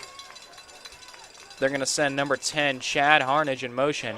Oh, play action. Running back got drilled, and Bird's going to get out. He has the 1st down and more inside the 20-yard line and ducks out of bounds. Almost a great play by the Raider defense, but it was play action. Running back picked up a great block, got drilled. And then quarterback Kyle Bird gets upfield, gets the 1st down, and has the Wolfpack offense on the edge of the red zone. Yeah, we've seen some broken plays go for big plays here. We have that Jeremy play over here. We made that pass to Snow McKnight, and then that one goes for like 20 yards. So some broken plays really turning into positives. Going to be a cover 3 for the Raiders. They're going to throw deep. They found the middle of the field. Oh, great hit by Austin Eldred. It's going to be a penalty marker on the field. If it stands, it should be a touchdown. Great hit there by Austin Eldred. And right there, great design there. We'll wait for the call, but, that was great design. So North Paulding tight end comes up, finds the back. Raiders are in a cover 3 look. They recognize it because the corners' backs are turned towards the sidelines. Austin Eldred is looking underneath, and the tight end just kind of sneaks behind him, gets behind Cade Thompson, the deep safety, and finds the zone here. Austin Eldred just a little late, but it doesn't seem like it's going to matter. Call's going to come back. Raiders still continue to pitch their shutout, as it is a holding call, I believe, on North Gwinnett. Yeah, that's a killer right there, man. I mean, you get an explosive touchdown play, and all of a sudden you see a flag on the field. Penalties have really hurt North Paulding in this game. They've had a couple big plays, a couple drives stalled by penalties, and that's just another example right there. They get a beautiful throw, touchdown, and it's all for naught. 6 offensive linemen here in the pattern for North Paulding, seeing a lot of offensive linemen, more than usual for both sides. Sending running back in motion. Bird's going to look outside. It's got a wide open man. He's going to get down. That was Bradley Stillwell on the catch, and it's going to be right at the first down marker. Bradley Stillwell, again, we call his name. He's had a catch in, I believe, every quarter now, and he's been a really big factor for them. He's a good size receiver. Kind of reminds me of a guy like Rawson McNeil, and makes a great catch there and gets a couple yards, too. I think it's a 2nd down and 1 now for the North Paulding offense. This is the furthest they've been all day, I think. It's right around the fumble territory where Bird had the mishandled snap, and then Poe was never really able to corral it. Austin Elbridge in press coverage with Bradley Stillwell at the bottom of the screen. They're going to hand it off to Poe here. He's going to find enough yardage for the first down to set up a goal-to-go trip for the Wolfpack. Referee signals first down. This is where the Raider defense has shined tonight. They've had some big red zone stops, and now another opportunity here. 1st and goal from the 9, and you hope they can force a field goal or possibly get a turnover here to keep this shutout, like you said earlier. They would love a shutout tonight. They're going to bring Preston Evans, the linebacker, off the field. Pierce Hunley and Eric Zier in there. Going to have a 7 lineman set. I'm counting tonight the inline tight end as a lineman because that's essentially what they're using him as. They're going to hand off. Oh, no. Bird keeps it on the keeper. It's going to be down at the 1-yard line. Nice design there. You send the running back in motion. That's a man indicator because he has a man follow him across the formation.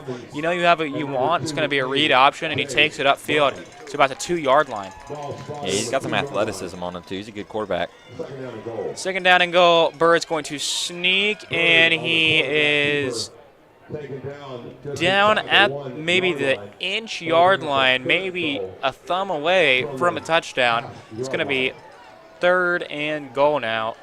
And we'll see if the Raiders can somehow get a defensive stop here. They really got to get good push up front. And you can see that ball right there. That is just short. Bird actually just came off, so there's no quarterback in here. It's going to be a straight Wildcat jumbo formation. Shades of the A.J. Brown Wildcat. He's out of the pistol. I think someone may have jumped off sides for the Raiders. Great tackle for loss, but I think that may be first. Oh, wait, never mind. Goodness, that's my fault. It's going to be an illegal shift against North Paulding. Penalty declined. 4th and goal now, depending on what Daniel Bruner's talking about with the official. So it was not on the Raiders prior to what I thought. So another time Evan Kroll is wrong. Just mark it up. That brings up a 4th and goal. Good defensive stop there by the Raiders. You know, he gets to the half-yard line, and then they push him back for a 2-yard loss. And smart to decline that penalty right there, and now it's going to bring up a 4th and 2. So as the ball has gone backwards a little bit because it was a tackle for loss for the illegal shift penalty. They're going to bring Bird back in. They're going to send number 5, Jeremiah Ray, up top in motion. Austin Eldridge got him. They're going to send him back in. A lot of movement, and he's going to go back, and he's going to be open at the goal line. They're going to throw it to him, and it's broken up by Austin Eldridge. What a play by the senior. That is phenomenal right there. He dives in front of Jeremiah Ray, who felt motion 6 times. He was wide open in the end zone. Austin Eldridge comes through, bats the ball down. Great play by the Raiders. He's flying all over the place, and that was another great play, man. He's really come on this season. He had a great season last year for a junior, and I mean, he is really locked down in coverage. I don't think he's allowed maybe 1 or 2 catches tonight, so you know, it looked like he had him open, and he flew back there as fast as he could and punched that thing out. Another great play there by Austin Eldred and the Kennesaw State commit. He's adding some plays to his highlight tape tonight and all season, really. That's either the third or fourth turnover on downs here. I think it may be the fourth for the North Paulding offense. Raiders are going to be backed up again because they get the ball at the North Paulding line of scrimmage. Haklinski's going to be out here. It's a 2-receiver set.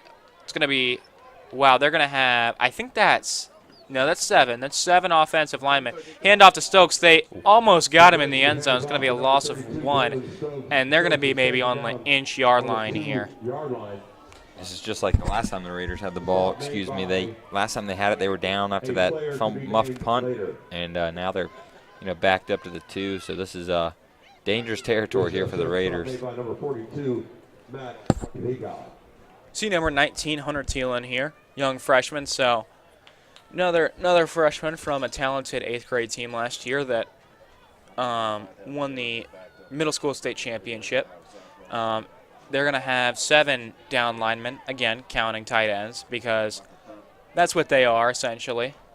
Going to hand off to Stoke again. He's going to bounce outside. He's going to have a block on the edge. Gets through. He's taken down at the 25-yard line, and the Raiders get the breathing room they need. Great run by Braylon Stokes, and he's been a really, really good running back for the Raiders this year. Young guy, too, only, I believe, a junior or sophomore.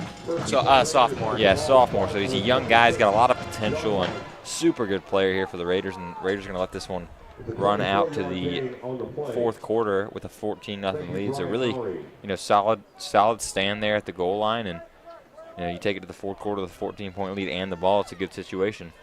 The stadium announcer, I just saw the stadium announcer is Mark Aston, who is also the voice of the Auburn Tigers. He goes up to Auburn Tiger home football games in Alabama and does the exact same thing for the Auburn Tigers. So a little cool factoid there. And great job by this offensive line and tight end groups. Great seals, great blocks all night. They've had 2 or 3 of those plays where they're backed up in their own territory and they get a block on the edge for Braylon Stokes and Kenny Jaha to cut to the outside and get a nice first down run.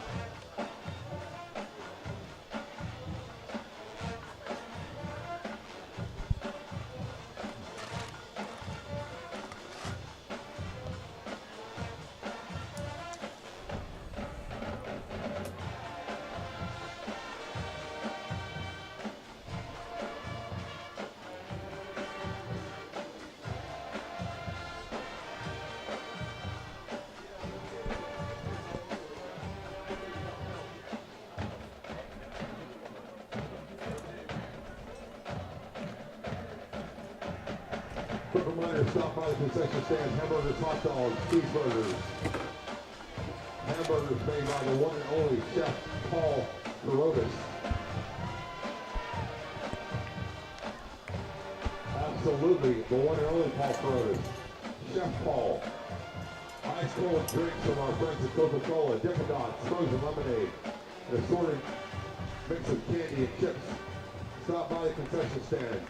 And don't forget to ask them about the fourth quarter special.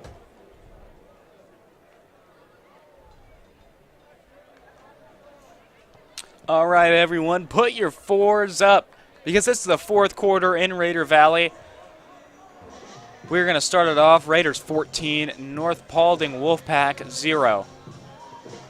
Number 14, Jeremy Haklinski, in at quarterback for the Raiders.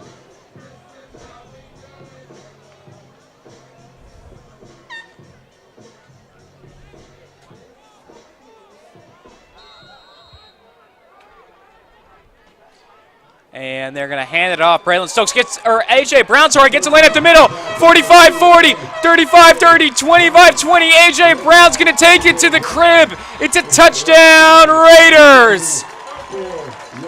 About a 74-yard touchdown for the junior, A.J. Brown. And the Raiders are up 20-0.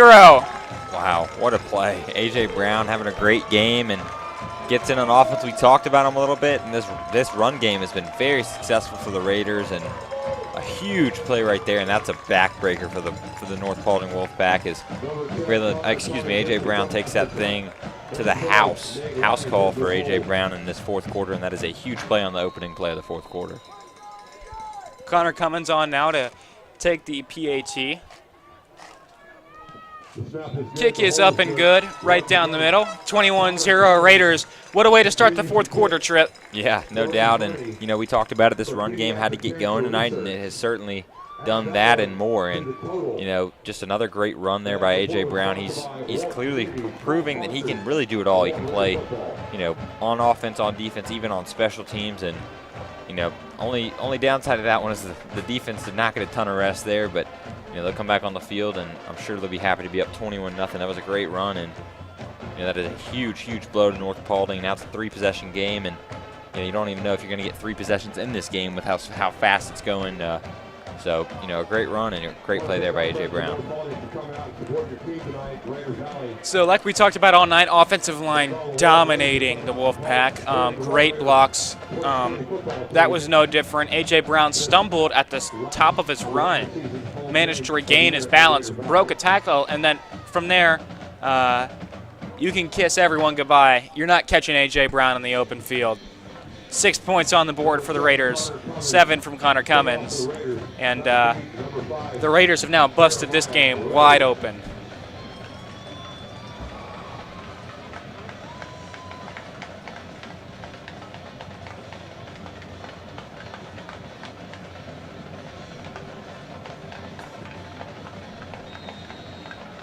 Connor Cummins is going to approach.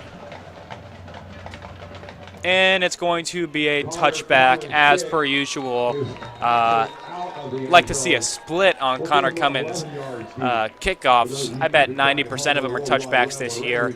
Probably even more than that. So we'll get to see this Raider defense on the field. Still going to play hard because pitching a shutout is something that you don't always get to do, and they have an opportunity to do it here tonight. 11:48 left in the fourth quarter. North Paulding has 0 points. They now have 4 turnovers. Raiders are +3 in the turnover category, which we talked about before the game as the most important thing they had to do. They turned the ball over 6 times last week. Even though you came away even in the turnover battle, you needed to win the turnover battle tonight, Trip. And when you win it, good things happen. Up 21-0 on a competitive North Paulding team so far. Yeah, and we talked about it. You know, it's a 3-possession game. You got 3 extra possessions, and that's really what does it right there. The turnovers are huge in football, and you know, proving that tonight. It's going to be a deep pass. Bird's going to take a shot, and he's got his man downfield. It's number 11, Hayden Smith. And just like that, the Raiders get an explosive play from A.J. Brown, and then Hayden Smith says, watch this. Dialing up about a 50-yard connection there. And 1st and 10 on the 30-yard line for North Paulding. Yeah, and you know, we've seen a couple of those from North Paulding. It's just what can they do after that. But a lot of times when they have those big plays, it stalls. See if they can erase that right here. They're going to send Dawson Rhodes in motion and hand it off. It's going to be Cameron Cook on the carry. He gets through. Nice cut to get the first down. Really impressed with this North Paulding team. Like we said tonight, they carry the 1-6 record in, and they've been anything but that to me, honestly. The 0 points on the scoreboard isn't great, but they've been playing very competitively and very well all night. The 4 turnovers obviously hurts, but you know, you have to have an aggressive mindset, and they've had that all night. They've done some good things and are threatening right here inside the Raider red zone.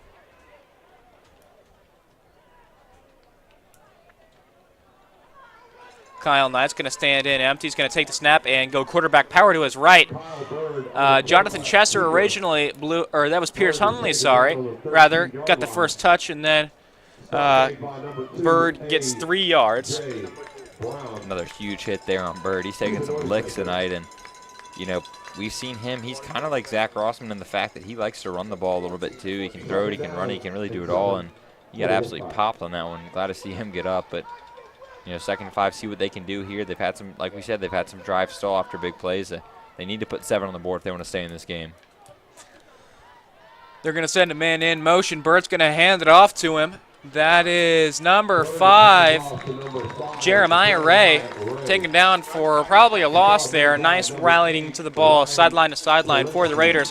One thing the Raiders have done great this year is covering the full 53.5 yards from one sideline to the next. They haven't let anyone get outside of them, really, and that's something that's always important because that's usually how big plays start.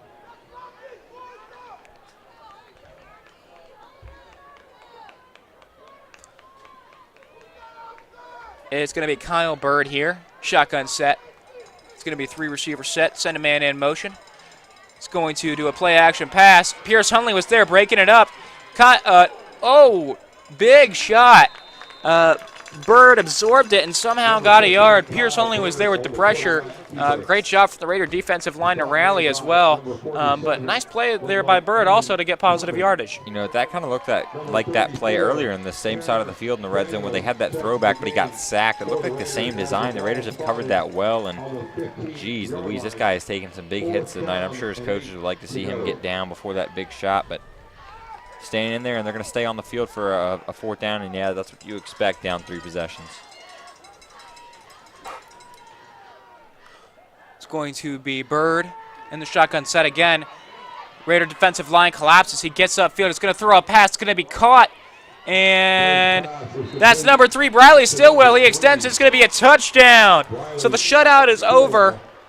North Paulding gets their first points of the night, and it was a very impressive play from Kyle Bird. Play breaks down and pulls up through the offensive line and throws a dart to number 3, Bradley Stillwell, who jumps into the end zone to give North Paulding 6. I might sound crazy, but I didn't even think that ball was meant for Stillwell there. It looked like he was going deeper into the end zone. His receiver made a great play because it would have been incomplete. He went upstairs and caught it and then dives in the end zone, but did not even look like he was, targeting Stillwell there. Kick is good. I think Tripp is actually right. Stillwell was maybe 5 yards away from him, and he threw a lot of heat on that pass. Probably intended for deeper across the middle, but Bird's not going to be mad about it. 7 points to 7 points. 21-7 Raiders, 8:47 left in the contest. And this game is not over, folks. It's only a 2-score game. Yeah, that's the response you wanted to see from North Paulding. They could have, folded there after that long touchdown run, but they get one back pretty quickly, too. Only took about 2 or 3 minutes off the clock there, and they give themselves an opportunity here. If they can force a 3-and-out or a possible turnover, they'll put themselves right back in this game.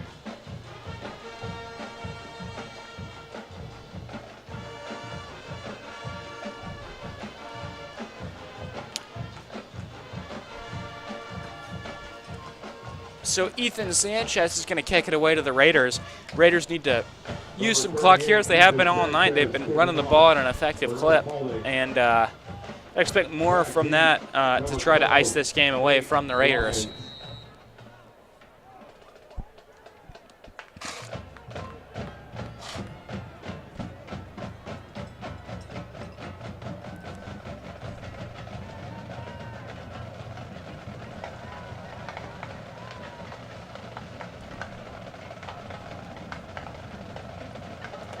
Sanchez approaches and kicks it.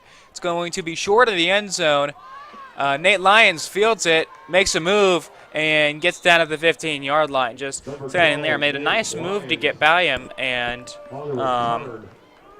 it's going to be at the 15-yard line.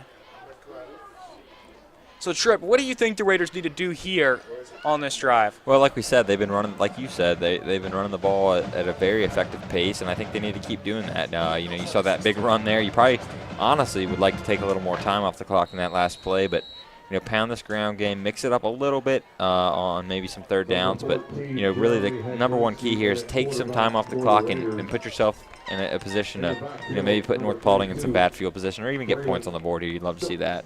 Jeremy Heklinski back out there. 8:43 left in the contest. I'm going to go with a 5 lineman set this time, 4 receivers in the pattern. Going to fake the handoff, throw a quick pass to Ross McNeil, who makes a move. He's going to get up to the 27-yard line to make it a Gain of 6 on the play. actually up to the 22-yard line. Sorry about that. 2nd and 4 now for the Raiders.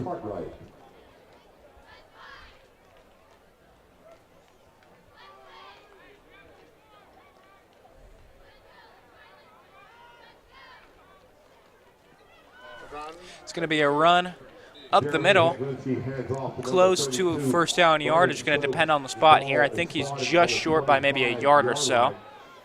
Big play here for North Paulding. If they can force a stop right here on this 3rd and short, they can put themselves in a really good position to get the ball back and some pretty good field position with a lot of time on the clock. Jeremy Heklinski is going to take the snap on a 3rd and 1. It's going to be a 4 receivers in the pattern. Again, they're going to look to the sideline. They're going to adjust. Stokes is going to move from the left to right of Heklinski. Heklinski gets the snap. He's going to make a quick throw to Ross McNeil. Same type of throw, same type of result. Ross McNeil with 2 nice catches on the drive. Jeremy Heklinski with 2 nice reads. First down pickup for the Raiders. Really good job of Jeremy to get it out quick there. Got a safety. Look, our corner coming off a blitz on that backside unblocked. And if Jeremy had held on to that ball for much longer, he would probably have gotten sacked. So really nice job to get that thing out quick and get it to his target, Ross and McNeil, and pick up a first down and keep this clock rolling. Really nice read there, and I think all the quarterbacks on both sides tonight have made quick and effective reads. Quarterback play, whether it's Rosman, whether it's Heklinski, whether it's Kyle Bird, it's been very good tonight. A lot to be proud about for both coaching staffs from their signal callers this game. So they're going to stick with the 4 receiver trips, look up at the top. They're going to fake a throw and hand it off to Jaha, who keeps the legs driving to get 4 yards. Brings up a 2nd and medium here for the Raiders. Yeah, that's what you want to see. Already, burned a couple minutes off this clock and, picking up good yardage on first down. That's what you want to see. And out comes Jaha, and in comes Stokes, who's had a really good night as well. And, look for more of the same, some more medicine like that, some more runs, and, keep milking this clock down to.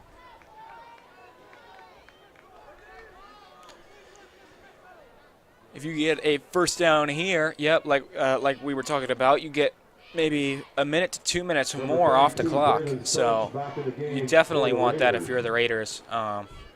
Press coverage, aggressive look here from the Wolfpack. Going to pick up a chick, and it's going to be a fumble, and the Wolfpack has it. So I think Jeremy Heklinski was just beginning his forward motion, and an edge rusher may have come off the side to rip it. Heklinski may just have lost the handle. Doesn't really matter because the end result is a fumble and first down for the Wolfpack. From what it looked like to me up here, it looked like he almost just lost that thing. I'm not sure if it looked like that to you, but the ball slips out. I'm not sure if the ball is maybe a little bit wet or cold or something like that, but it just flings out of his hand backwards. And now North Paulding with the ball at the 35 and a great opportunity. They needed that because the Raiders were taking a lot of time off the clock, and now North Paulding, a lot of momentum shifting here for the Wolfpack. November elements have definitely played a part in a lot of the previous games. Could be in this one. Very cold out there. They're going to bring in Tanner Daniels as a defensive lineman here. Haven't seen this before. And he's going to immediately disrupt. They're going to find number 3, Bradley Stillwell, who made the touchdown catch on the last drive for a nice gain there. And this game, 2 scores, Trip, but it's getting a little tense up here. Yeah, definitely. You can hear with the coaches in the booth up here. They're not exactly pleased with what's going on right here. And another big catch for Stillwell. He's had a really nice game and made some big-time first down catches. And, now it gets into danger time for the Raiders. You don't want to let up a score here with over 5 minutes left.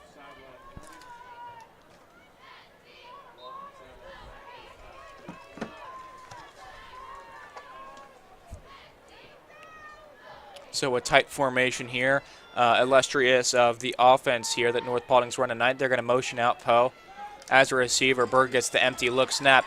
He is pressured, has to just throw off his foot, and it was actually a pretty good throw considering pressure in his face. Going to be a little bit overthrown. Going to bring up a 2nd down and 10.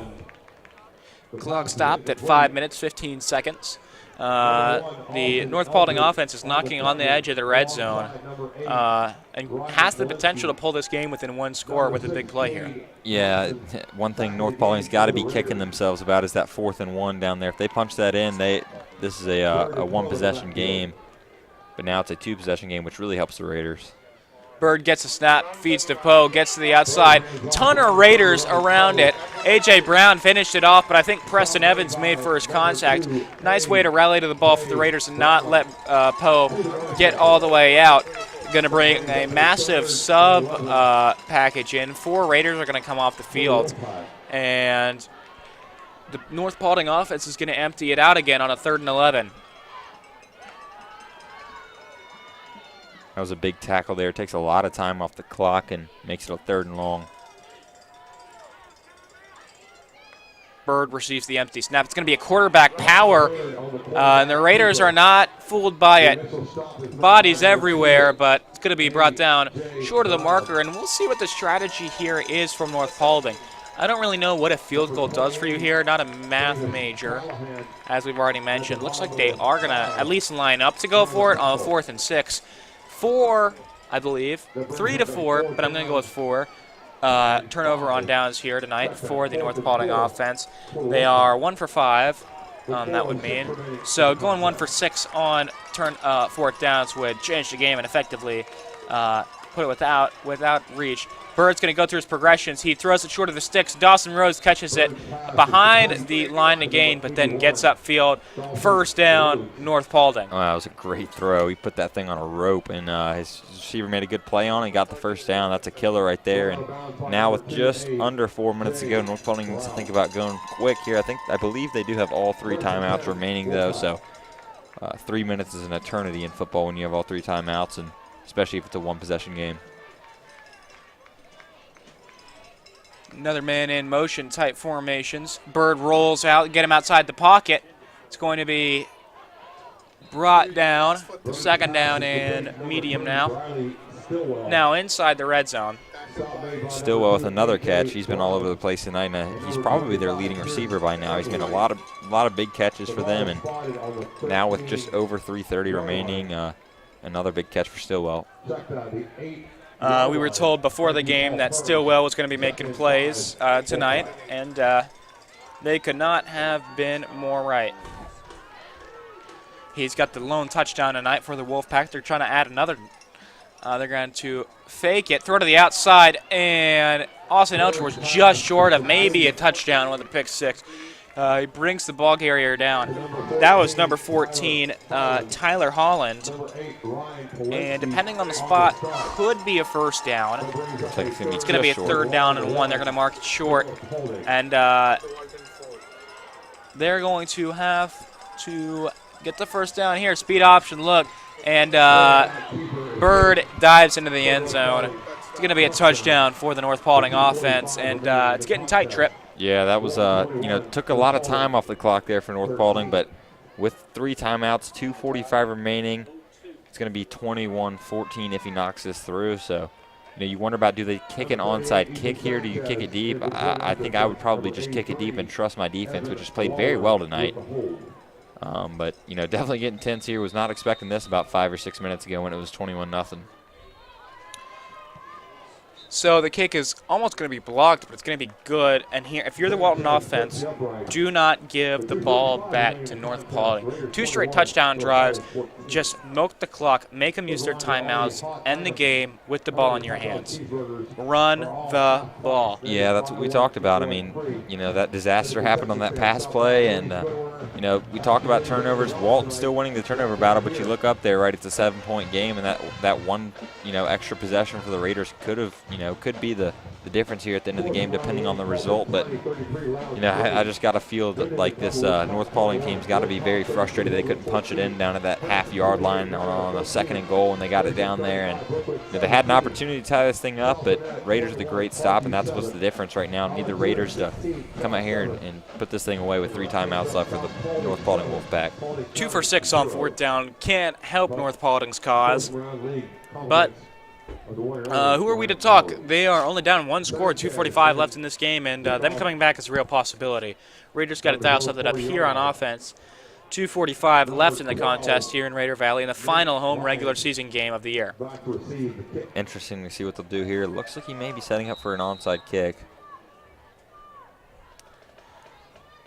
The Gunners on the outside are in a sprinter stance, so going to try to get to the ball. It's going to be a deep kick. It's going to be into the end zone. Touchback, ball out at the 20-yard line. And like we said, If you're on that sideline right now, you're saying, do not give the ball back to North Paulding. We have one of the best offensive lines in the region. Just seal block, get first downs, end the game. Yeah, 2 or 3 first downs here. Probably 2 puts this thing out of reach for North Paulding. So I would expect a heavy dose of run. I'm sure North Paulding's probably going to be bringing blitz, heavy blitz here, try to get in that backfield and disrupt some plays. But, this is what it all comes down to. This is region play. We talked about this region is very competitive. A lot of teams that are really close in talent and coaching-wise. So, this is where the games are won right here in the trenches, and we'll see what happens right here. And that doesn't mean, of course, that you can't run maybe an RPO here to where if you get the option, if they bring the stacked box and they're just laying open over the middle, you can hit that really quickly. But you've got to have some sort of run variation on every play, you'd assume. They're going to hand it off here. Braylon Stokes is going to cut up field, 6-yard gain there. And then North Paulding will call a timeout, right? Brought down by number 8. Good gain on first down. That's what you want to see. Get 6 yards, and that's killer for North Paulding. You hate to see that because you don't want to use that timeout right there after they get 6. You're worried about that next first down, but force them to with 6 yards. So really good job by Braylon Stokes, and you're about 2 first downs away from putting this thing, a win in the column right here. So at the start of the drive, North Paulding had all their timeouts. They used one there. They have 2 timeouts left. So if you get the first down here, it's not over, but it gets a lot more uncomfortable if you're North Paulding and your victory margin goes down by a lot. So important next 2 plays here.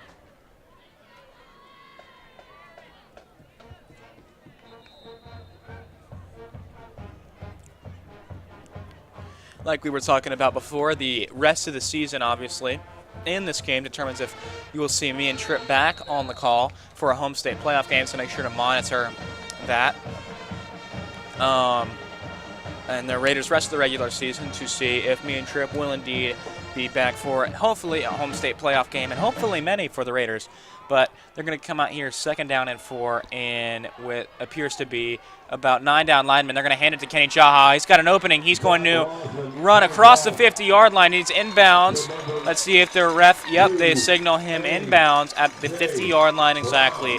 Big run there by Kenny Jaha. I think that was actually A.J. Brown on that you're run. right. You're right. They're very similar looking backs, but tall guys that can run, that wear that single digit, but a great run by A.J. Brown. And how about a 4th quarter he's had, and already 2 big runs, and that was a huge run right there. So A.J. Brown, great 4th quarter, like we already talked about, the 76-yard touchdown at the top of it.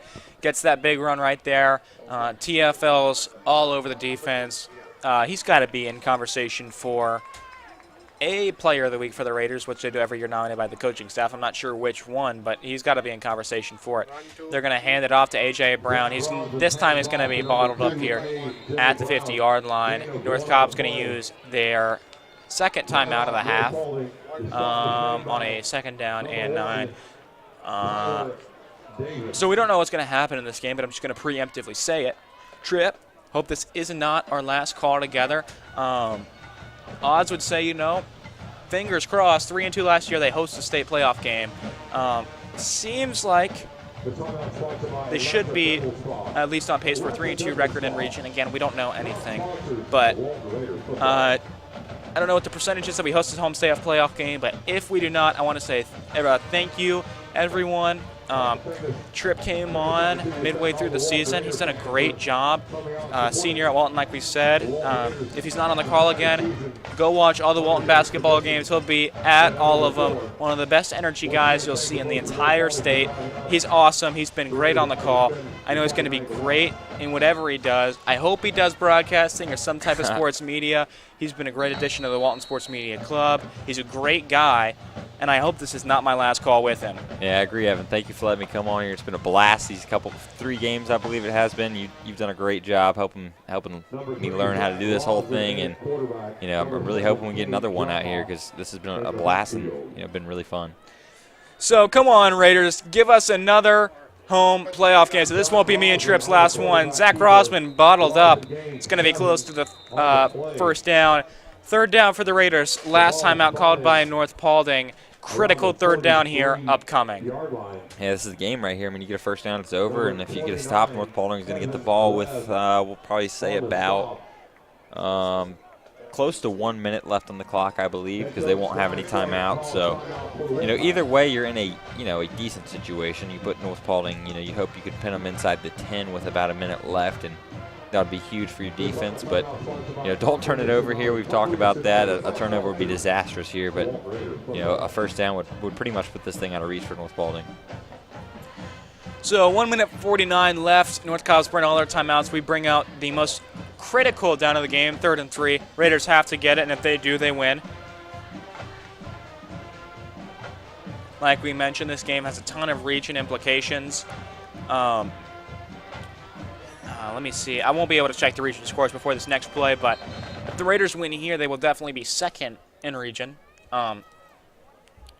Actually, that would be the only thing they would be 2nd in region, because even if North Cobb loses, they have the tiebreaker over them because they beat them head-to-head.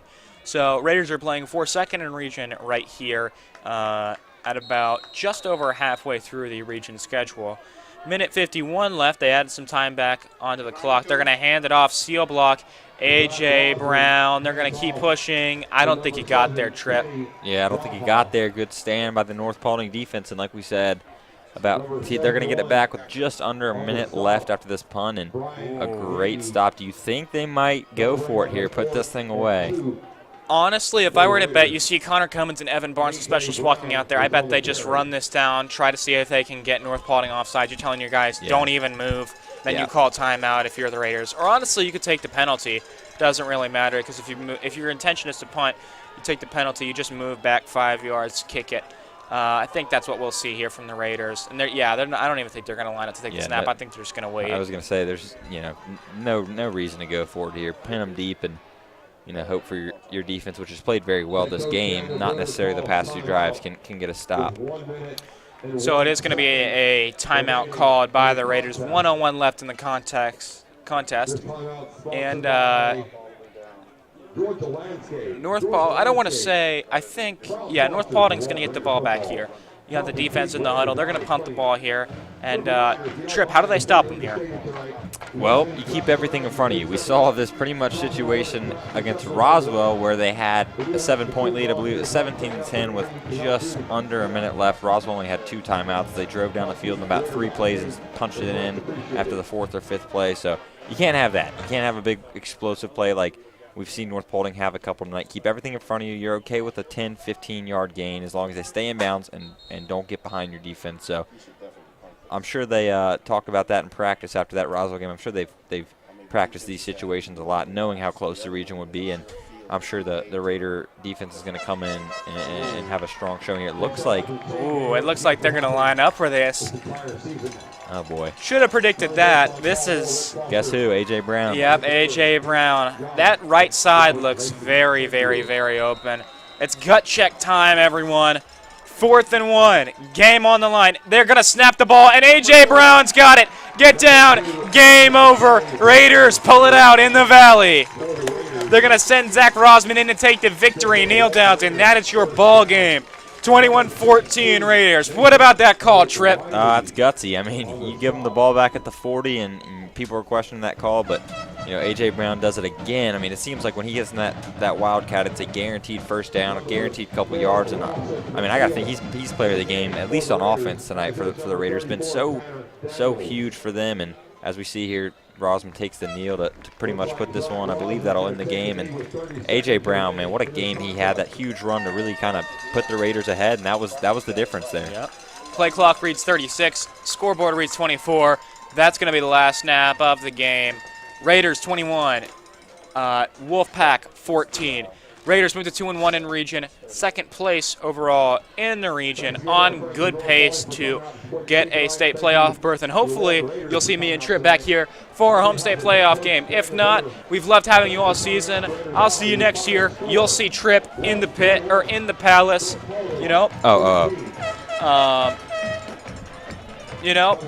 Great stuff here. Great stuff this season. Hope to see you all back for the home state playoff game. Go Raiders. Yep, I think Big win. they need it. Yeah, they definitely did. Finally didn't blow a lead. They always do.